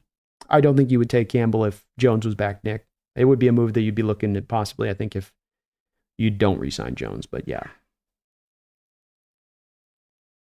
Thomas Campbell's definitely one I would like, especially him coming off the edge, Jones in the middle, and Knight at the weak side linebacker. Maybe that'd be a way to open up to select them there, Thomas. That to Nick's point, if you had signed Jones, then you have him in as your third, fourth edge on the team, and then he can fill in as an inside linebacker, and you go to 3-4 looks, you have him as your strong, kind of as an edge out there. Maybe you can do a little bit of that. Just a bat boy. How do we feel about Myers? Maybe a late pick on a kicker. You got another year with him, bat boy. Well, you don't really save a lot of money by moving off of him quite yet. You can save a little bit, but it all gets offset then by the kicker that you re-sign or whoever you pick to bring in. So this is probably a year-out decision on that one. Grace's and DK was the reason the Hawks won that playoff game because he set the rookie record for most yards in a playoff debut for a wide receiver, and he made the game-sealing catch. He had an awesome game. And to your point, Greg, he's been money in the playoffs. Guy's got about 455 yards receiving in the playoffs. He's played, I think, 3 games. So I don't think it's necessarily DK's fault we haven't gotten to the playoffs since he's been here.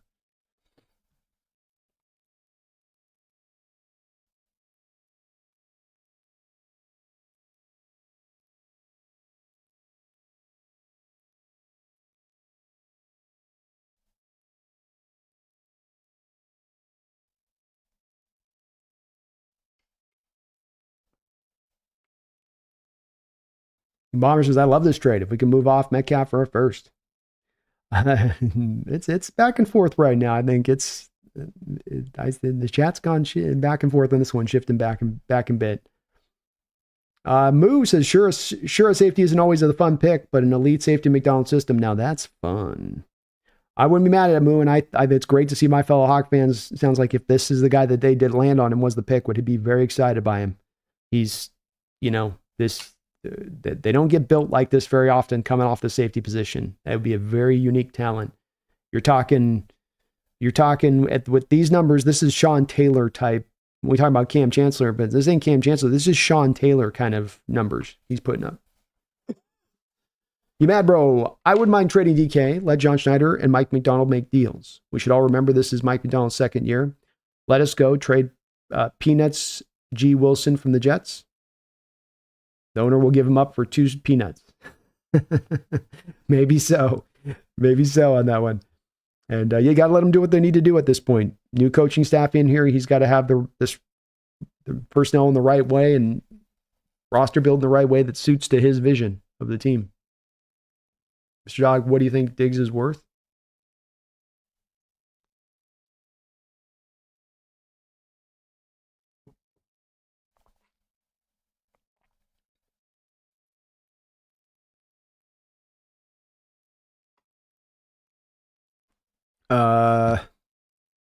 Diggs? Why am I spacing on this right now?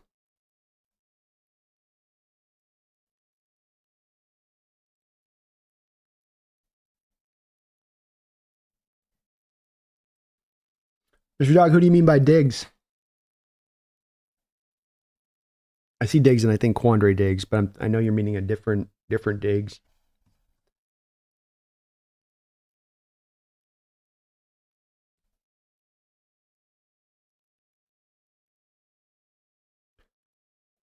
Robbie Red, thank you for the $2 donation. He says, who's getting cut? Fant, Jones, Jenkins. We need money. Yeah, we do need money, Robbie Red. We did see the Rayshon Jenkins. The team is going to try to have him seek a trade, but they're not going to find any suitors for Jenkins, so they're going to release Rayshon Jenkins for sure. I think Draymond Jones is the guy that eventually has to be cut one way or the other here. So that'll be the next domino, if not Tyler Lockett. But those would be the 3 that I think are definitely going to go down. Hard to see the team holding on to Roy Robertson Harris as well. Robbie Red, that's $6.6 million right there that goes in addition to that. So I think the combination of those guys right out the jump are the main moves you're for sure going to make. It sounds like the team's going to try to renegotiate with Uchenna Nwosu and get him fit into the cap, which is good. One less hole to kind of have to fill at that point. But there's a lot of other guys still. There's a couple of other guys still. The George Fant's another one that could be in a line here. But hard to say exactly. Josie's tight end outs, pretty impressive. Like Conyers and Ferguson too. Tight end class is great.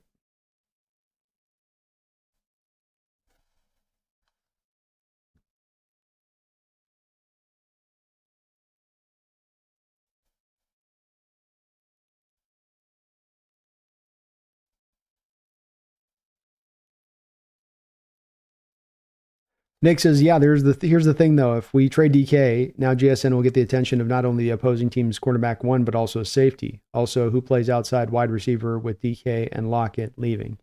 Well, I don't think that if you move DK that you're just going to rock your receiving core where it's at right now. I think you're going to get some talent in here to beef this thing up. Certainly you're going to get you'd get a deep play threat. I mean, I think let's just take this for a scenario like this, Nick. If you move to DK, you're probably going out there and trying to, knock on the door of a New Orleans Saints and say, hey, what about getting us Shaheed? Give us a deep play, the guy that we can stick right in this offense, who knows the offense already backwards and fronts. He'll suit to that kind of specific role. His job is to kind of keep that top side open up to where they can't come down there and double. And if they do, he's going to be wide open over the top and you can cook him up that way. That's kind of just a first thing right off the top of my head kind of way, but there's a couple other ways you could attack it. But I don't think that DK leaving just necessarily intricately means that JSN now it becomes much lesser as a player because of that. I think that, definitely he impacts it and he helps him. His presence definitely helps with JSN down there to get open on stuff, but it's not necessarily all reliant on it for him to do what he does. Greg says, I said during training camp last year, I don't think the Hawks will ever maximize DK, and I wanted DK to go to another team before the rest of this career is wasted, so I hope he's gone by the draft. Yeah, I remember you saying it, Greg, to your point. I remember you saying it completely, and I remember agreeing with you at the time, and I agree with you now then, and I agree with you now. I don't think that that's been his fault on this part of it. It's been Seattle's mistake on this in a lot of ways with DK. I think DK's got a little bit of, there's never, to me, it's never all, as we always want to paint this, Greg, where sometimes it's like, this is all this bad guy, this is all that bad guy. It's like, he's just doing what he's doing. It's just all this thing. I think there's a part of this to this where there is a bit of a, could DK have done some other things to advance some of his skill set a little bit further? Yes, but it is much more of the measure then for me on the back of, you didn't make him a centerpiece of this offense. You didn't find a way to really maximize his skill set to the ultimate through his time here. You've done a pretty good job of it, but you could have done way more. And many other teams out there having a guy like DK Talon in their house for 6 years like we have would have done more. Would have done more, wouldn't have made it a kind of a back stove issue.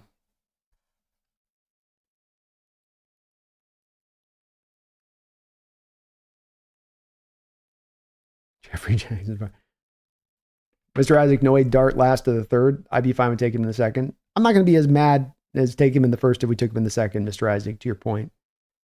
I don't like that raising guys up thing. I don't one extra round up. I hate doing that a little bit, but I'd understand to go in the second for sure.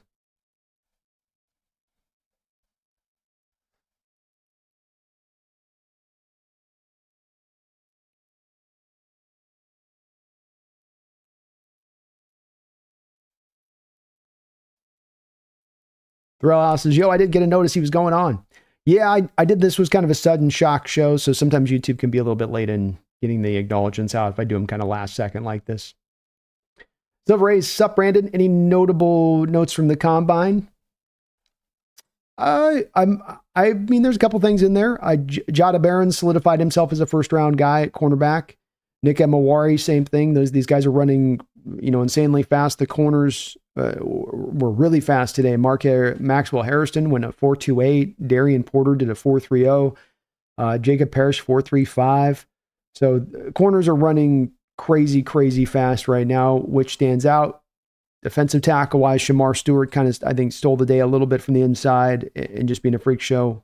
The James Pierce kept himself in that top, I think, 15 first-round discussion of things, having his fast 40 time that he did. And we got the big guys. Shamar jumped crazy too, I know as well, 40 inches, and so did Landon Jackson. What's his name? Landon Jackson, right? I never remember this guy's name. Boy, they were showing combine yesterday with Landon Jackson. They're showing him doing the bag drill like when he was coming out of high school into college. Oh my gosh, it was brutal to watch. But him jumping 40 inches at 6'7", 270 pounds.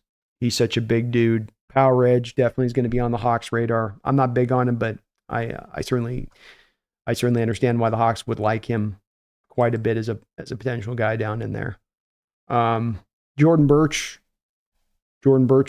really, really impressed with what I saw from him. He's down all the way to 270. He was up, I think, at one point 290 pounds last year at Oregon. So he's down to 270, trying to hold himself in line as in just a pure edge. Still wonder about that guy as being an inside guy that could kick. And then Derek Harmon.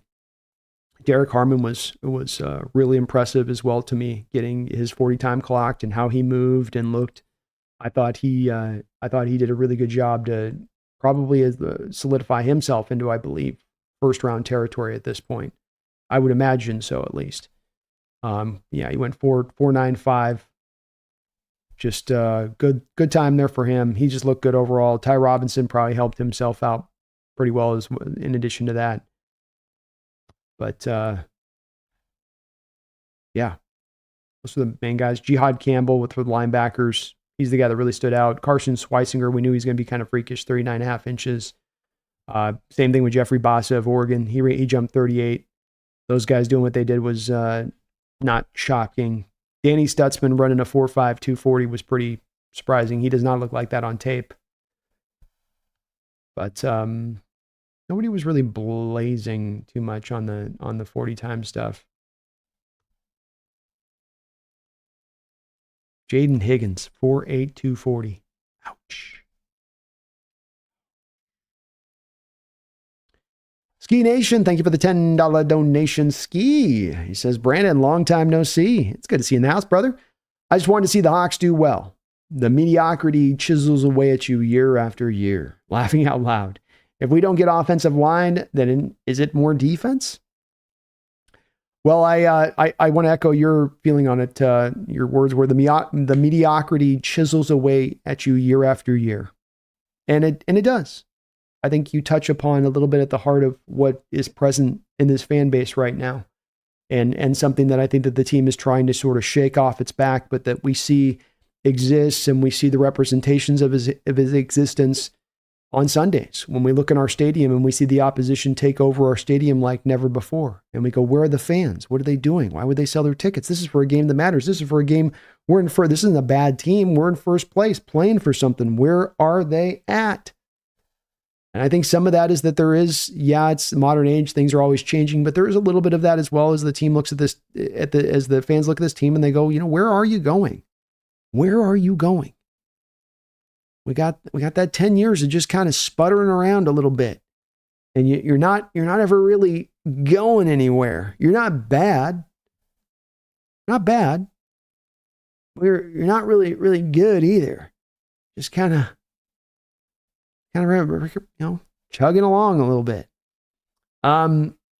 So I think offensive line is much more likely second, third round. I could see John doing a Emawari, Booker, Savania, second, third round thing, where he just sees the value in the first two, good for the defensive player, and then second, third, he'll go for the little bit more of the reach city for the lineman and double dip it and feel like he's getting two real capable linemen at that point.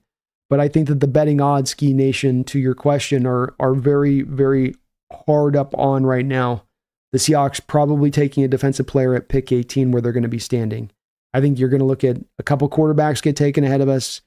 We have a couple of linemen that are going to be taken ahead of us up in this draft. I think Josh Simmons is off the board. I think Mabu will be off the board by that point. There's a good chance even Erisi is going to be off the board by that point. McMillan, wide receiver, gone. You'll have two cornerbacks probably. Will Johnson, we see he might be a big guy that does drop to Seattle, but we'll see with him. So you have two corners then gone. And then you just think about the remaining players that are left available with that collection of guys. You don't know which teams they're going to go to, but you know that they're going to go up in the top in front of Seattle. And so then you think about, okay, what's the package of guys left? And then who's the value of those remaining package of guys? And I think that you could really end up finding that without getting specific about those players, where if it's a list of 7 potential guys then that are going to be available to you, that you're looking at 1, 2, 3 as the best as defensive players and the top 3 guys on that board at value-based point, and that the other guys below that, maybe there's a couple offensive guys in there, but you're really looking hardline at your board going, look, not only is the best guy on our board a defensive player, the second best guy is a defensive player, and the third best guy is a defensive player. And that's just going to, I think, draw John at this point to go towards taking defense with the first overall pick. Thrill House, thank you for gifting a membership. Appreciate you for doing that. Thrill House was gifted a membership by Thrill House. He didn't mean to do it, folks. Thrill House it's random, so it randomly just picks whoever when you gift a membership on YouTube, and YouTube gifted Thrill House his own membership. If the sound's cutting out, just hit the refresh your deal if you're getting a sound cut out. I don't know what's going on with YouTube right now, but if that's happening, just hit the deal with it.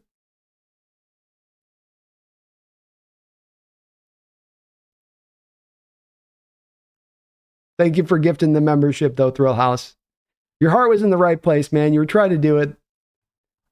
Stupid thing works, stupid.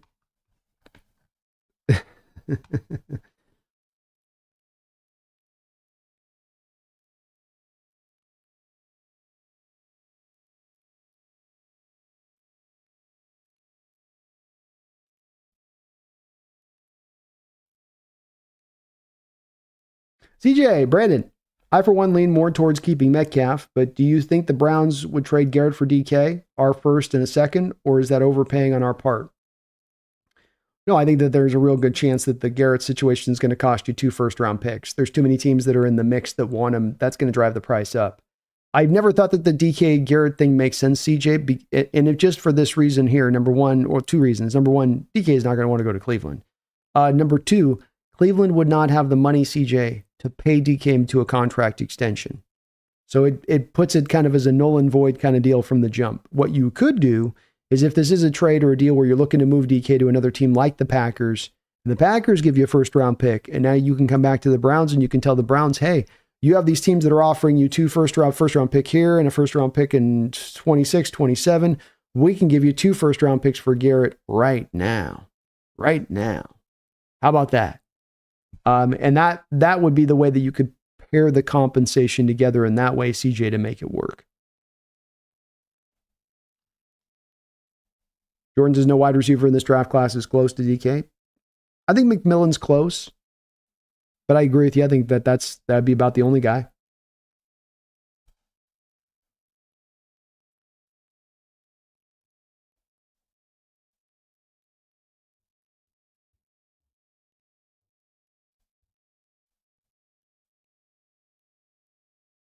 Big Soldier would take him Banks. Banks is good.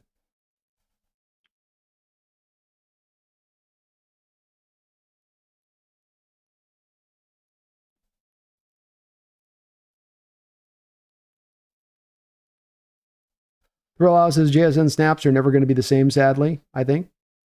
And he's got a block now a lot. He does indeed. Yep. I think they're going to find ways with him a little bit, but you're right. It's less of the 3 wide receiver sets with this new system.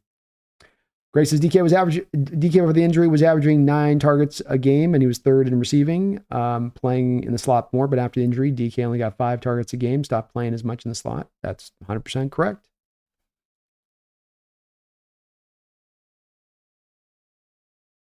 Cooper, he says people acting like DK's Dookie. He is the 12th-ish best receiver in the league. He would be a first option on half the league's teams at least.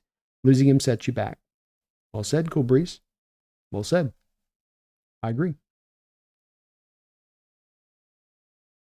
Realize my bank account just gave me a fraud alert for gifting myself a membership. I've never seen that before, Thrill House. You ate a whole wheel of cheese. I'm not even mad. That was awesome. Cameron B, would you want T-Lock to stay with us if he agreed to a team-friendly deal? No, I can't do it. Lockett's route running is really nice with the system, but I do think he's lost a couple of steps. And a big part of this offensive scheme and system going back to its beginnings and baseline is it is about the shorter passing attack, getting your guys the ball in space and letting them work with the yak. And we know right now with Tyler Lockett, he still provides some things on the football field, but yak is not one of them. And if that's not who he is as a player, then he becomes a bit of a misfit for the system, even if he's on a team-friendly deal, which then, what are we doing that because we want to just kind of like, have the cool story of him retiring? Or, then it has become what's best for the team on the, getting the right fits.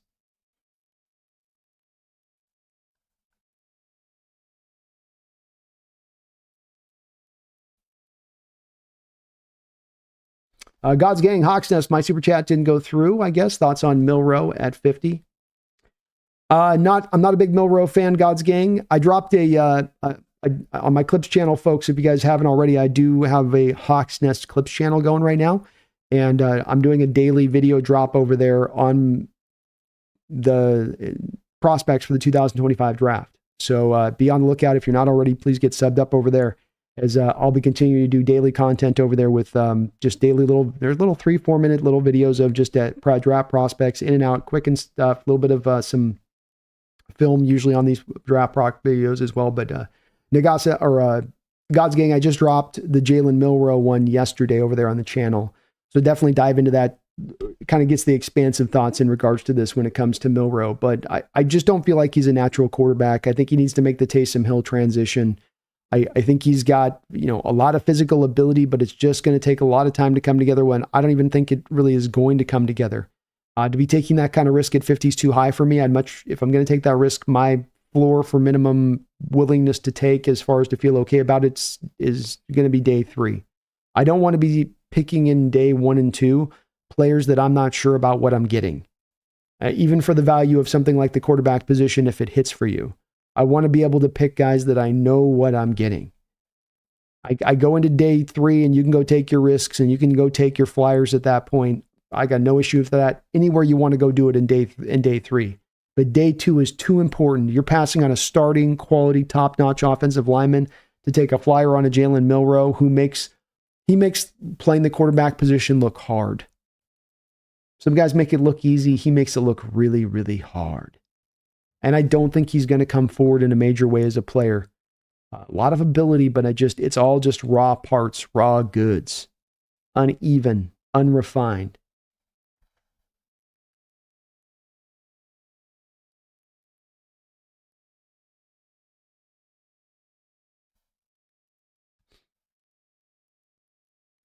CJ says, one thing I remember leading up to last season was the new regime Grubb was talking about using Metcalf's speed to his advantage and scheming for him to get the ball more in space. Really didn't happen. A little bit like Greg Kemp says above on this, CJ, where it's what occurred was that early on in the year, before Metcalf went down to his injury, the team was utilizing him in that way. And he was being worked a lot of different places, drag routes underneath, bubble screens at times, just getting quick throws, flood zone concepts to then get him freed up as the back guy off the edge of a flood zone where it's all targeted to him a little bit. And on the back of that, he was 3rd in receiving in the NFL and on his way to maybe having his best season of his career. And then the injury hit, and then they just floated back to just leaving him on the outside. I don't know if he ever got back to anywhere near 100% health, and that maybe the reason the team stopped using him in the slot had to do with the fact that he just wasn't healthy last year, and that they knew that they had to kind of protect him a little bit because of that. He was trying to be the good soldier and fight through, but in reality, he was really, really diminished. It seemed like that on the field, at least. So, it bailed away, but they were making it work a little bit early on in the year. They couldn't sustain with it. And the injury was a big part of that.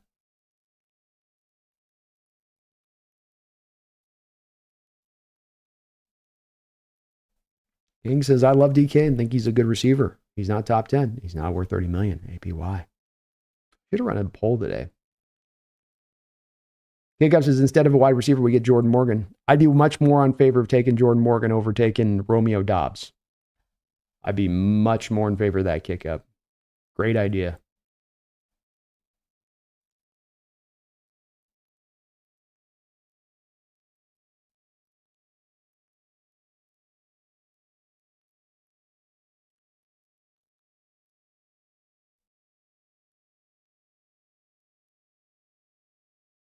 Alien Wizard says, watch Geno ask for more than the team is willing to give, and we trade him to the Raiders.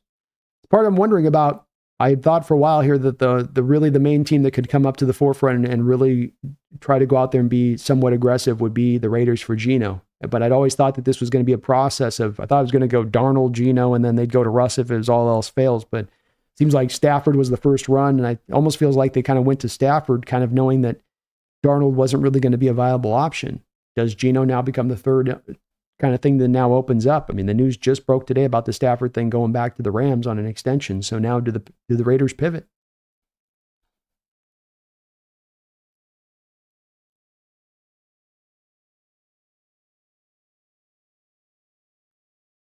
At a bomb, limited route tree, only running out routes when we're going to focus on the run game just doesn't make sense to keep him. Might not. Grace says, why don't the people that say DK isn't top 20 receiver ever name the wide receivers they think are better? Yeah, I definitely think that I think in the top 10 to 12-ish place of things is an accurate place. I couldn't go as back far as 20 myself too. So I'm kind of in that same place where I think more 10-ish is more favorable place than the 20-ish is. As Dogzilla says, DK caught something like 48 passes for 900 yards while injured for much of the season. Yeah, like can't undersell that part of it, folks, is that the injury at Atlanta, he was never back 100% from that thing. He was never at 100% Metcalf. He was more like Metcalf. Yeah, he was more Metcalf. Alien Wizard, Jalen Walker, linebacker from Alabama, will be a Georgia, you mean Alien Wizard. Solid pick at 18. I'd love 18 getting Walker there, Alien. He is another guy that I think is going to go in the top 15 picks. but he's also a harder guy to track, Alien, because of the off-ball stuff, and you've got to be kind of creative in how you use him. Might make it a little bit harder to kind of quite, I can't say with the same authority if I can say Shamar Stewart's going top 13. I think Mykel Williams going top 13. Mason Graham's going top 13. McMillan's going top 13. Both the two top corners, Johnson and Hunter, going top 30. So I can't say quite to that with Walker, but he great value at 18. Charles says, better be more than a late first rounder in a player. That's they're talking right now. That's the going rate right now that we're in. We get a day 3 pick in addition to that. I don't think that, Charles, that'd mean a whole hell of a lot for you on that one.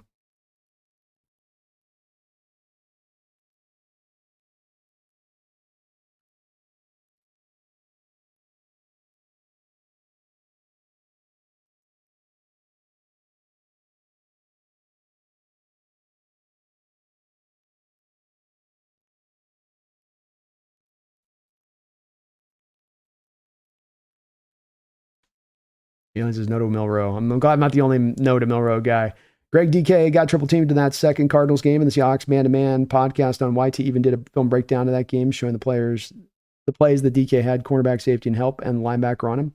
Yeah, he definitely draws the doubles and the triples at times. I've seen the same thing on the tape watching the 22 with him, not just in that game, but other games as well.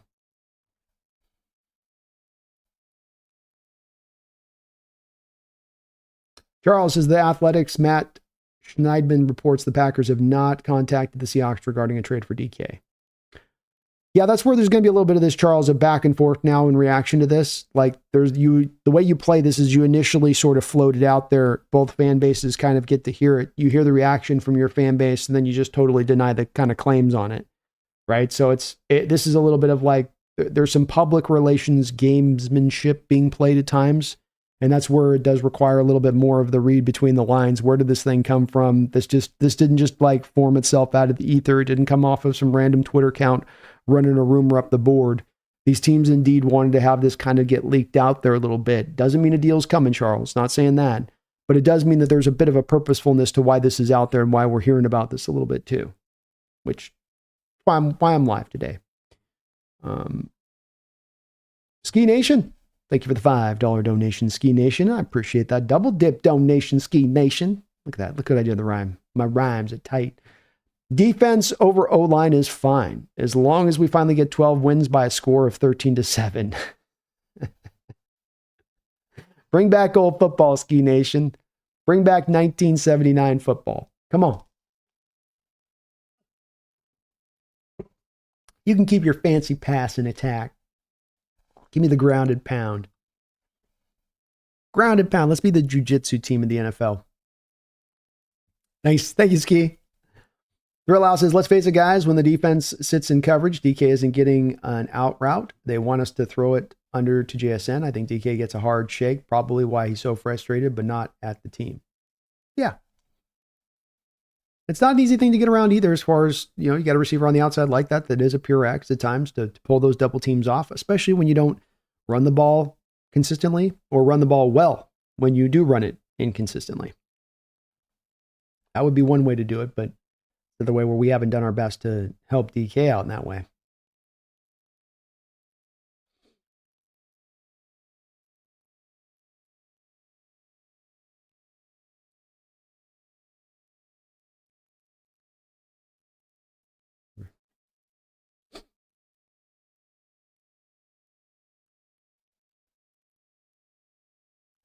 Jordan says DK never looked the same after that rib injury. I thought it was Jordan the knee for me. The Atlanta one where he goes up at the end of the Atlanta game, jumps really high, and then comes right down on that freaking knee. And I think it was the same knee in the Chicago game. He went low to make a catch in the Bear game. And I think that the same knee he kind of throttled up on a little bit. It looked painful. Jordan says, I'd love to get a wide receiver like Worthy. I think that's definitely the kind of guy you're sort of looking at, Jordan, as far as if we're moving DK, we're going to be going out there and finding a guy like that. You need that in this offense. Somebody that can, especially the way that Kubiak likes to attack deep and run things deep, even more so than is typical of folks that run this offense. He likes to do it as much as anybody. You'll find a guy like that. It may not be an undersized burner like that, but a burner you will find. Thrill House makes another run at it and gifts another sub. Thank you for that, Thrill House. And he gives off to Robbie Red. Robbie Red, you've been gifted. I see you noticed that. You got gifted a membership by our man, Thrill House. Glad it worked that time, Thrill House. Didn't gift you your own sub back to you. That was hilarious. And it's completely random, folks. He had no control over it. He was just trying to be giving and kind. And YouTube was like, we love that. We're going to give it right back to you. Like, here's 5, YouTube. YouTube's like, well, here you go. No, I'm trying to give it to you. No, here you go. No, I want to give it to you to give it to somebody else. No, here you go. We really appreciate you. I know you appreciate me. Just give the membership to somebody else here.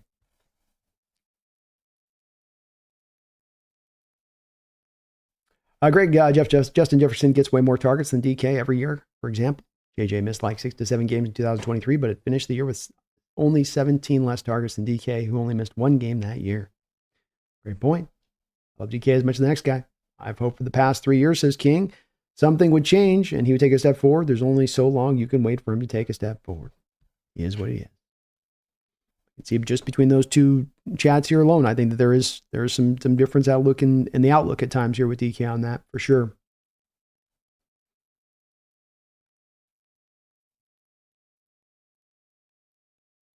Cameron says K9 can house it from screen. Yes, they can. Amazing Mario Brothers B just joined, so forgive me if it's already been discussed, but trading Metcalf doesn't line up with keeping Geno. If they are truly going for it this year, wouldn't they keep both guys and not just one? That would be my thinking in this as well, coming into it, Amazing Mario Brothers. I wouldn't think that you would take that approach. So I think there's 2 things off of this that we can kind of take away, disseminate from this a bit. Number one, Seahawks may believe that they can kind of get by at the wide receiver position. There's going to be more of a doubling down on the run game. There's going to be more of trying to work out of the 12 personnel, the 2 tight end sets. There's going to be less of the onus and need to have necessarily as much wide receiving talent. And that they think that even in signing Geno Smith, that team right there still can go out there and contend. I, like you, do remain in the boat of saying I don't really see how that quite works when we're talking about this team contending next year and not just trying to slide in the back door of the playoffs. To me, if you're going to move Metcalf, then you move Geno in addition to that. And I will say that the thing that you look at is in both of them, though, is that if you move to Metcalf, is there a deal out there that Geno would be able to be had for? Let's just present, not saying advocating or not advocating, just saying, is there a potential? If you move Metcalf, we have Stafford off the market now. We have Darnold probably franchised and held on there with Minnesota. They seem like they still want to kind of maybe even hold on to him for a year. He gets taken off the market. Geno becomes kind of the belle of the ball. If you're a team that wants to contend next year, if you're a team that wants to get a quarterback in there, can not just be sort of just a pure bare bones game manager or an RPO guy, but actually run an NFL offense and get you into a place so that you can really go out there and be competitive next year, then Geno becomes kind of that guy, doesn't he? And so you might see that if they were to make a move like that with DK, that Geno might be the very next thing that they do make as another move. And I know that the team has given every indication that they love Geno Smith and that McDonald's fawned on him and over him and John's fawned on over him. And I get that people hear that from him. But again, as I've said to people on this, the team is not going to come out there and tell you that our intention is to trade DK. The team's not going to tell you our intention is to trade Geno Smith. These trades don't happen until they happen. They're not known about usually happening until they're about to happen. Because you're going to destroy your trade value if you announce it. So understanding that, right? Like what's the inverse, right? Of if as a front office or a coach, you announcing that your intentions are that you're a little lukewarm on a player and that'll destroy the trade value, what would be the inverse of that reaction? The opposite of that reaction? It would be to be effusive and praise him and say, we don't want this guy to go anywhere. He's our guy. He's our man. We love this guy. I don't know why anyone would ever think that we'd ever trade him. Then the next day you come back and it's like, oh, well, we moved him. And what's good about this is that I don't just have to kind of do this blindly with you guys and go like, this is just how it generally happens in the NFL. I have an exact example I can give you in Russell Wilson. Wasn't it 2 days prior in the combine that Coach Carroll himself was saying this guy's not going to get traded? It's not going to happen.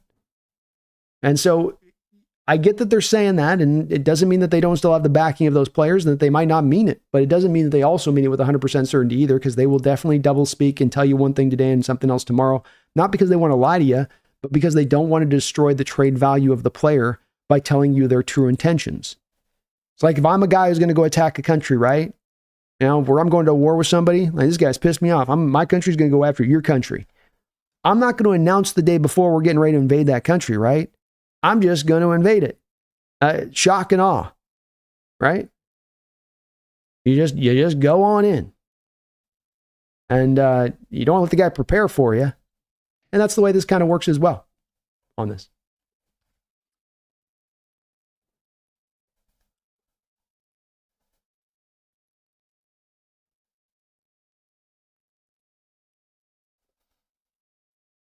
CJ Cruzman, thank you for the $5 donation. Says top five favorite Seahawks defenders ever, says CJ. Bobby Wagner.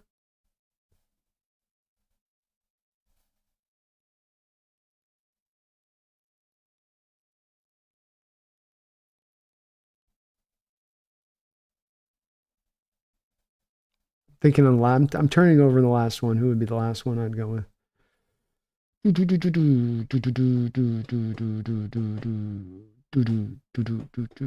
be the last guy? Gosh, I'm torn. Probably Cam, I guess.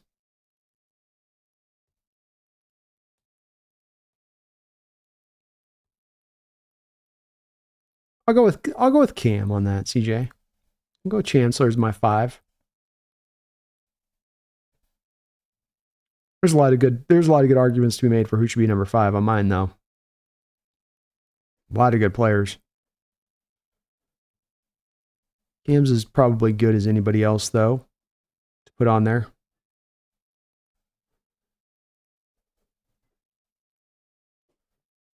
I'll tell you if I change my mind, but I like those 5 for sure.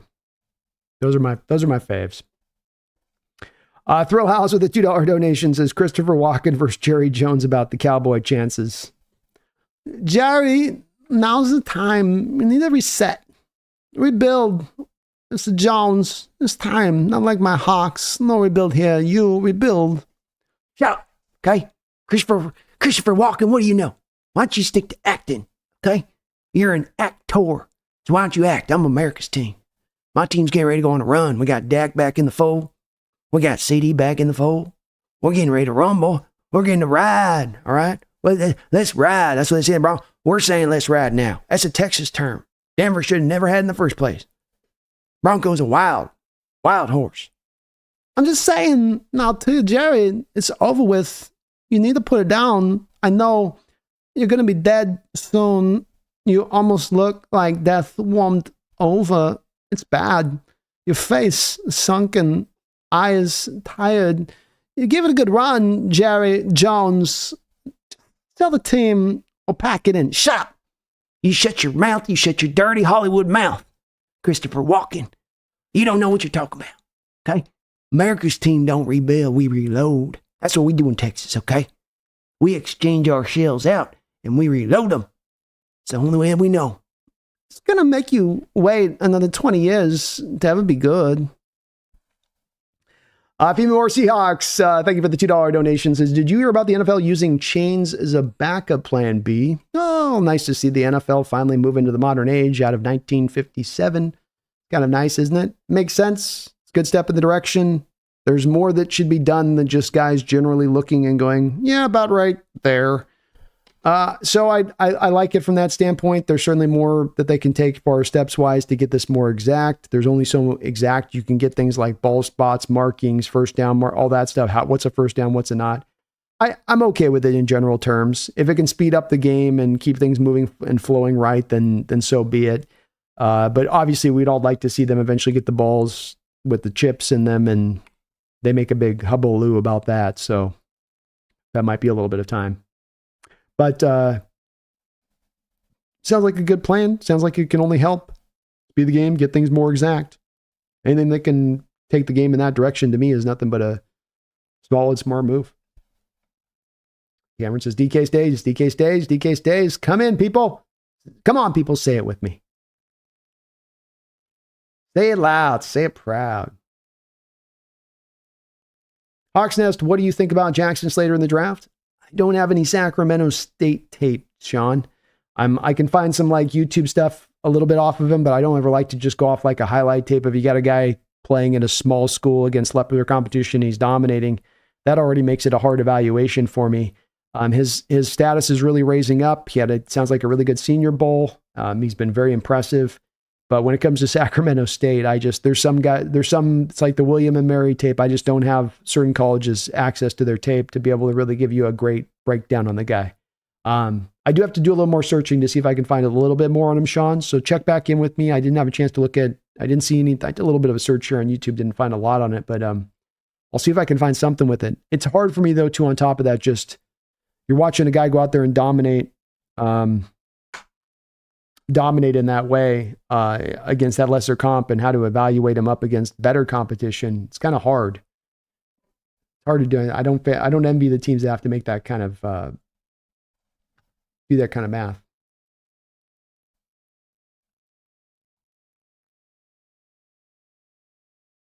Charles says, I know Dart's probably going to be a first rounder, but is he a first round worthy? If he's still there, is there any chance Hawks trade back up into the end of the first round, pick up that 5th year option? I do think he probably goes first round at this point, Charles. I would not want to be the team to be picking him in the first round. I think he's a 3rd round graded player, and I'm pretty hard on that grade. High 3rd round grade, but a 3rd round grade nonetheless. 5th round option, I think it's less about the 5th round option and jumping up in the first round at that point, Charles. That's maybe a tiny bit of the factor, but it's more than about jumping up in front of those teams that that are in the 2nd round. They're going to probably go and grab him if you don't take him there. So that it becomes more about the battle of the teams that don't want to overpick him too high. They know already they're going to be picking him too high in the first round. They make their peace with that, but they want to make sure that they're right at the end of the chain. They've drawn it all the way to the back end as far as they can to wait into the last possible second to kind of pick him before he starts to get taken and snatched up. But the 5th year option is, I don't know if it's as much of a big factor as it's made out to be, Charles. There's some other things that go into that don't necessarily make it as ideal. Now, if the guy's outperformed the deal by year 3, he's going to want to be paid after year 3. And if you can get through year 4, and he's outperformed the deal in year 3, you're certainly not going to get through year 5 without paying him. So there's that. If he's failed out and you're sort of just put him on the 5th year option, well, even then you're ended up paying, like in this case, a guy that you're going to be paying $23 million on that final 5th year option to see if you now can get the certainty about him as a player. So it's one of those things where the 5th year option really doesn't work as well in the favor of the team as might seem like it should. John Thompson says, Brandon, does you or Pumpkin like any quarterbacks that you could get in the 3rd or 4th rounds? I love your channel. Well, thank you for that, Sean. I appreciate you for that. I'm a Jackson Dart Howard guy. I like both those two, the Ohio State kid. So those are my 2 guys in the 3rd round that I really do like. There's a collection of guys that I have in the 4th round that I would feel perfectly fine with. Tyler Shock has now elevated up into the top of the 4th round for me, ahead of a lot of the guys that are spoken more at times highly in this draft. So I've got my pecking order 4th round of Tyler Shock, Riley Leonard, Dylan Gabriel, Jalen Milroe, Kyle McCord, and Quinn Ewers. Kyle McCord might, by the end of this, actually end up elevating over Wiley Leonard. In fact, I think I might move him up over that spot. So it might end up going Tyler Shock, Kyle McCord, Riley Leonard, Dylan Gabriel, Jalen Milroe, and Quinn Ewers. So there's a collection of guys there in the 4th round. That's really the place that I'd like to go kind of find that quarterback flyer of the future, Sean, rather than take 1st, 2nd, 3rd round. There will be one of these guys in that place there they're all kind of in the same range for me. They have their good spots. They have their spots that you're like, meh. There's some upside. There's some limitations. All of them are kind of in that same place of things in their own way. And if that's the case, then, kind of take your pick of the litter once you land in the 4th at that point, especially for a team that might have potentially a couple 4th rounders. I think the way this could work. So those would be the main guys. Those are the guys I like a lot. But I think Dart does go in the 1st at the current pace.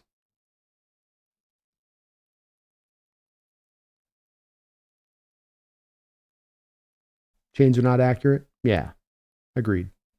Thrall says, let's face it, at the end of the day, all that matters is how extreme DK's agent wants to get with an extension. DK has never said he's the best in the game, thankfully. True. And let's face it, on the last negotiations, DK did give us a little bit of a discount. I think he was averaging $24 million a year on that new deal. That was after A.J. Brown had signed his $25 million a year deal. Theoretically, DK should have made $25 million plus on that. Got a little bit below, though.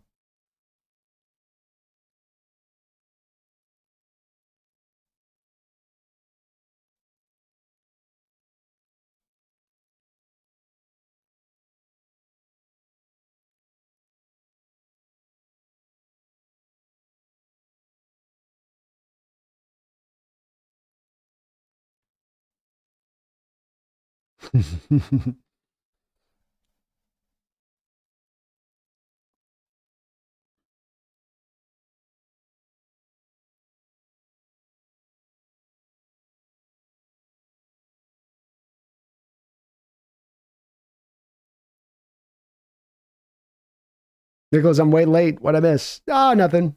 Talk a little bit about the draft, the trade possibility of DK here. The rumors popped up today. Greg Pfeiffer B. We need to re-sign DK, keep this top wide receiver team together, and build on it. I think that's probably still the way that this is leaning, Greg. I think there's some potential of a trade. I think Seattle's playing with the notion of trading and wanting to see kind of what they can get, even if it's just to understand what is the returns we could have had, even if we're going to pass on it. What do we have here on the table? But I do think that it does still tend towards leaning towards DK signing an extension here.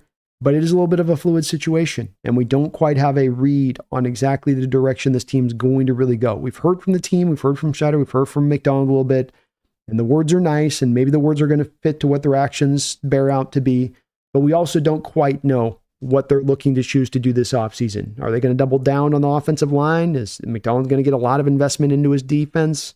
Maybe two things that could happen here on the other side of this. But I think it's going to go that way. It is a little harder to say, though, here as we hear some of these rumors. Augustus says $17 million is the fifth-year option for Cross. That's a no-brainer. Yeah, you'll activate it, but again, you'll have him on a contract extension before you ever get to that fifth-year option. But you're right. You would definitely be happy to pay him that amount.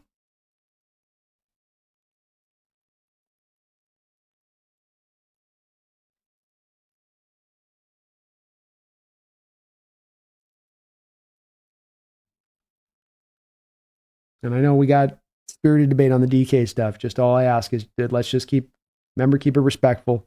Don't attack the person, attack the argument. Thrill House gifted another membership. Thank you for thank you for that. He's gifting out to Yunked. Yunked out there getting gifted a membership. So thank you for that, Thrill House. Gifting out 3 subs out here on the stream today. You're the man. You're the man for doing that. I appreciate you on that one. Thanks for doing that, brother. You're so kind. Alien Wizard, take on Gabriel Brando. I think Gabriel is kind of this draft's Brock Purdy, is how I feel. I think that he's definitely small, like Purdy is, but he's got the quick release. He's got some arm strength in there. He can make some of the throws. He's not going to light it up all over the place, and how he does what he does. Decision making is not quite as good as Brock Purdy. I'll say that. Brock was very smart in how he distributed the ball coming out of college. And maybe this kid's not quite to that stage of things. But if you put him in an offense where he's got to just kind of especially with some of his mobility, and once you get him under center, I think he's going to be able to handle some of that stuff. I don't have a lot of feeling like he's going to become a starter in this league, but there's some potential there. And it's that potential of you could get a guy as a Brock Purdy on a rookie deal, kind of playing at that level and get the benefits of that guy really cheap. Not necessarily a guy that's going to light the world on fire, but if you're building the right team around him, could you maybe make that work? Could he be that guy that kind of catches fire with that right team around him in that way? I could kind of potentially see that. That Oregon team was good, but like the running back was okay. The receivers, Tez Johnson's a slot. He's okay. The other kid went back, Stewart, for another year in college because he wasn't going to get a highly drafted grade. So it wasn't like he was playing with complete monsters out there. I think Ferguson's going to be like a 4th, 5th round tight end in this draft, Harris Ferguson. So he had some guys, but he didn't have, this wasn't like Jaden Daniels with Malik Neighbors and Brian Thomas out there. he's slinging the rock too, and he's got Will Campbell for him blocking over here, and Emory Jones over here blocking for him on the right side. It wasn't not Emory Jones, but who's the kid that they got on the right side there? What is his name? Emory's the Texas kid. Take my word for it. There's another LSU tackle they got there that was pretty good too. So kind of not the same thing.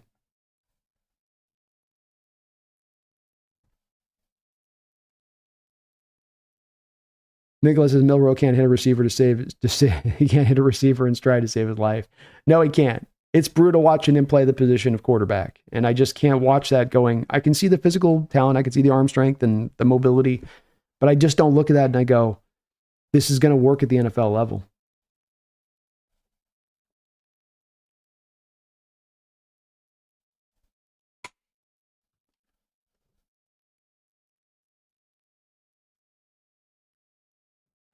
King Bomber, I hope we don't take Milroe. Can't deal with those hands. No, I don't. I hope so too. I don't. He does have kind of tiny hands. That's why it looks like a cinder block in his hands when he's throwing a football. That makes so much sense as to why. Thank you, Alien Wizard. Appreciate you.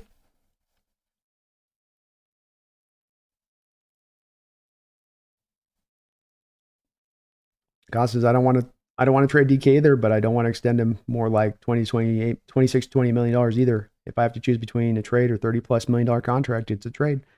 I can understand that. It's part of the thing with this DK stuff, beyond utilization and all that stuff. It's the price and the cost is a bit of a factor on this, and one that's got to be considered. That's for sure.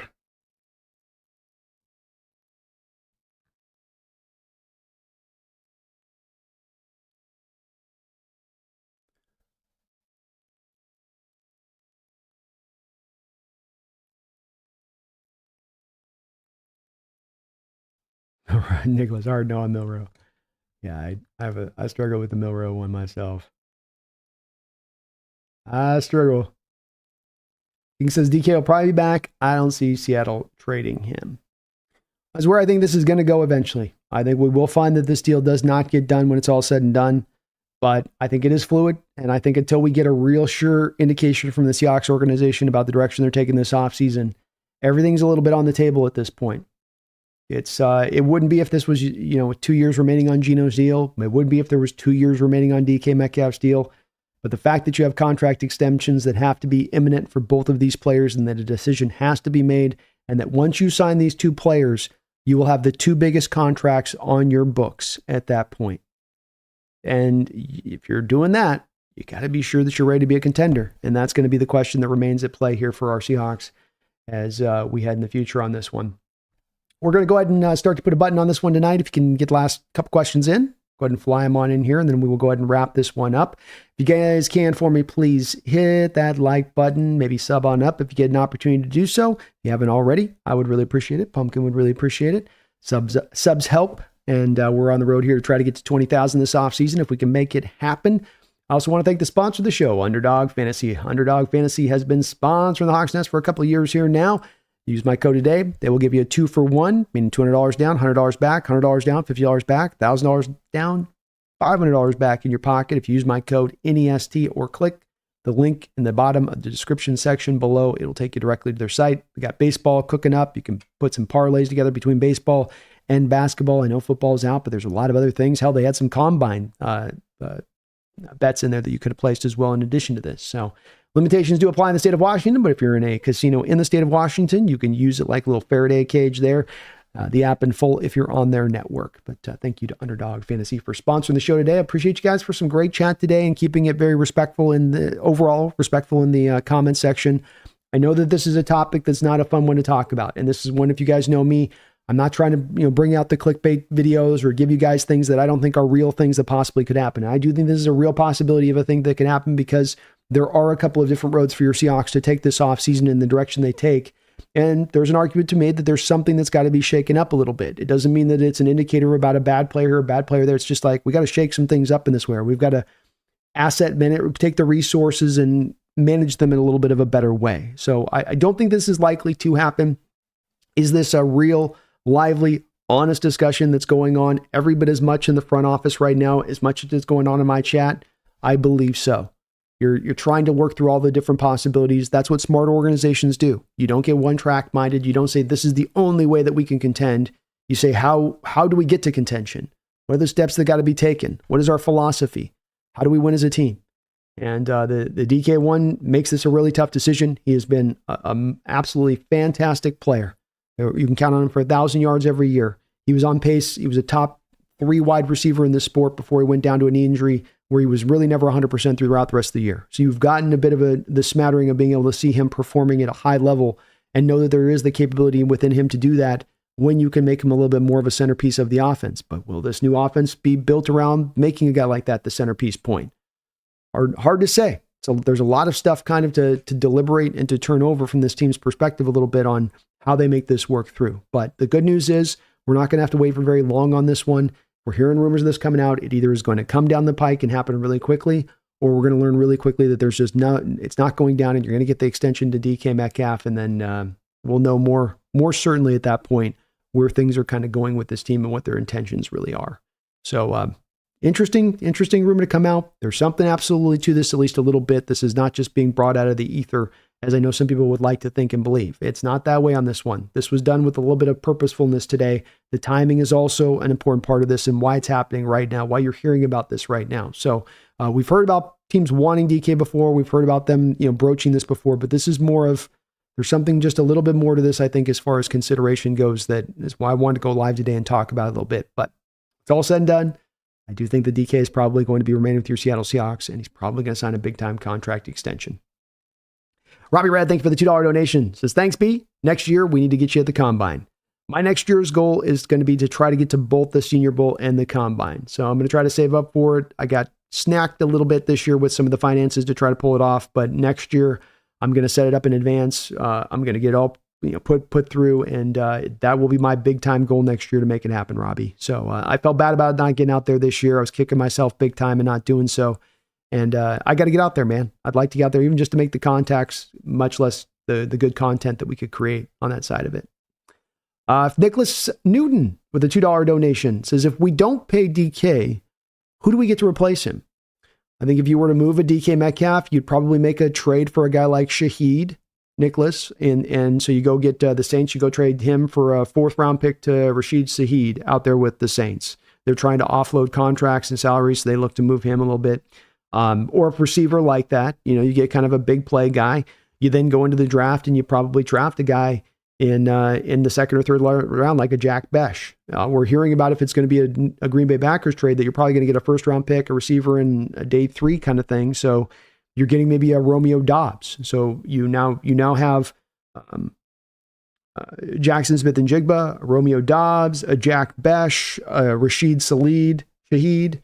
It'd be the combination of those 4 guys is kind of how you have it set up at that point. Is sort of the collection of the parts. The sum of the parts is better than the collection. The collection of the parts better than the sum of the parts. That phrase, however that phrase is said, it'd be that phrase.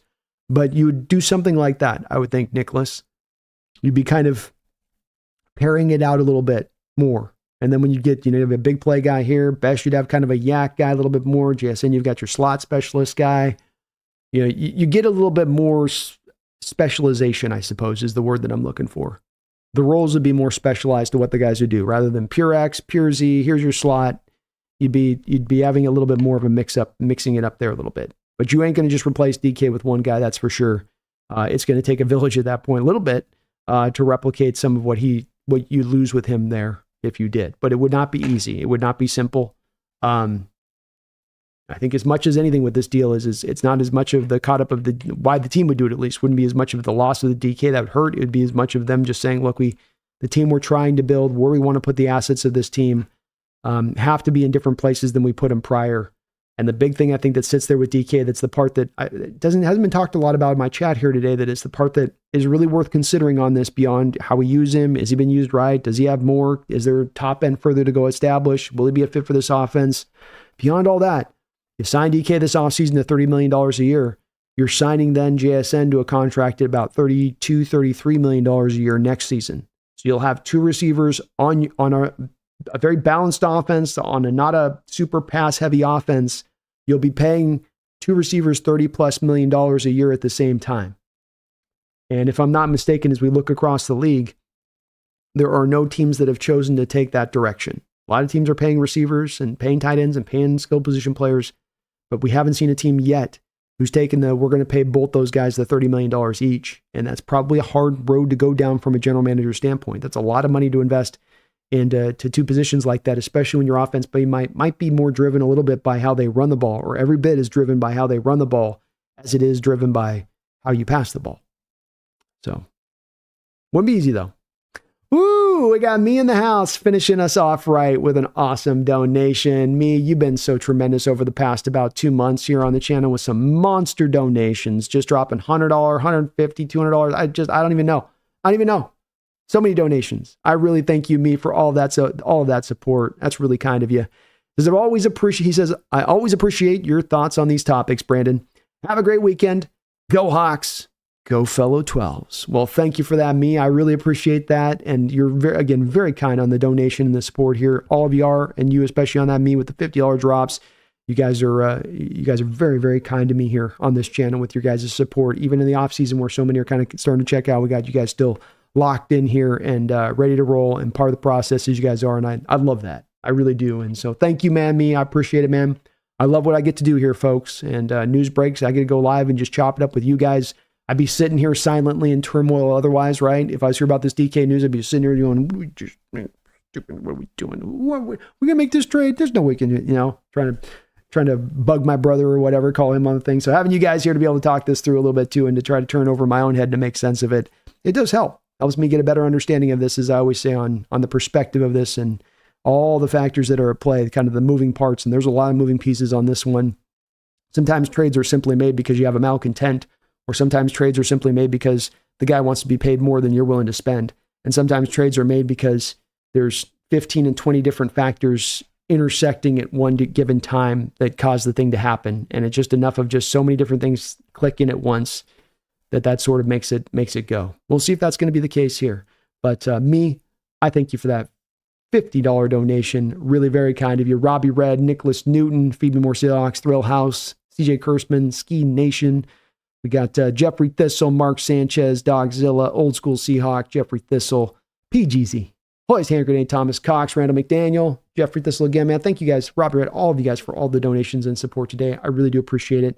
We're going to come back here on Sunday. We're going to be doing a combine wrap up. We'll be doing a mock draft 2.0 for the channel, a post-combine mock draft.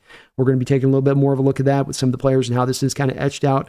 We take a little bit of a closer look in that show at that point on Sunday, and really analyzing as well as what we're going to probably look to expect at the top of the draft. We're getting a bit of more of an expectation understanding of who those guys are going to start to be that are more solidified and getting up in the top of the draft. Yeah, you got your Abdul Carters. Yeah, you got your 2 wide receivers. Yeah, you have McMillan. But we're going to have some other guys in there now that I think are more further ingrained into being in the top of that spot, which then better informs us as to who's going to be available for us to pick at 18. We get a better, I think, more, here's your true collection of guys that'll be sitting there looking you in the face. And then that's where it gets really, really, really interesting. I thank you guys for all you guys do on this channel. Appreciate as well the respectful chat today, as I know that this is a topic that can be a divisive one, and that this can cause the emotions to stir. And if you get in the heart of this with somebody that's a Hawk fan and they've got a perspective you understand, and I understand on this one that there are just sometimes these topics that are going to be a little bit harder to harness and a little bit harder to find absolute, consensus on the outlook of the situation with that. And that's part of what makes football fun, is it isn't always easy and straightforward to kind of understand and see what is the right, true, and easy path. It's complicated. As I say, a lot of moving parts to kind of figure it all out. But I really appreciate you guys keeping that kind and respectful throughout the channel today. Back in 2 days, looking at the combine, looking at those combine warriors who showed out and solidified themselves, who looks like a Seahawky kind of player. We'll be getting into that, so be on the lookout for that notifications. I'll get that show presented out. It'll be Sunday, 5 o'clock Pacific Standard Time.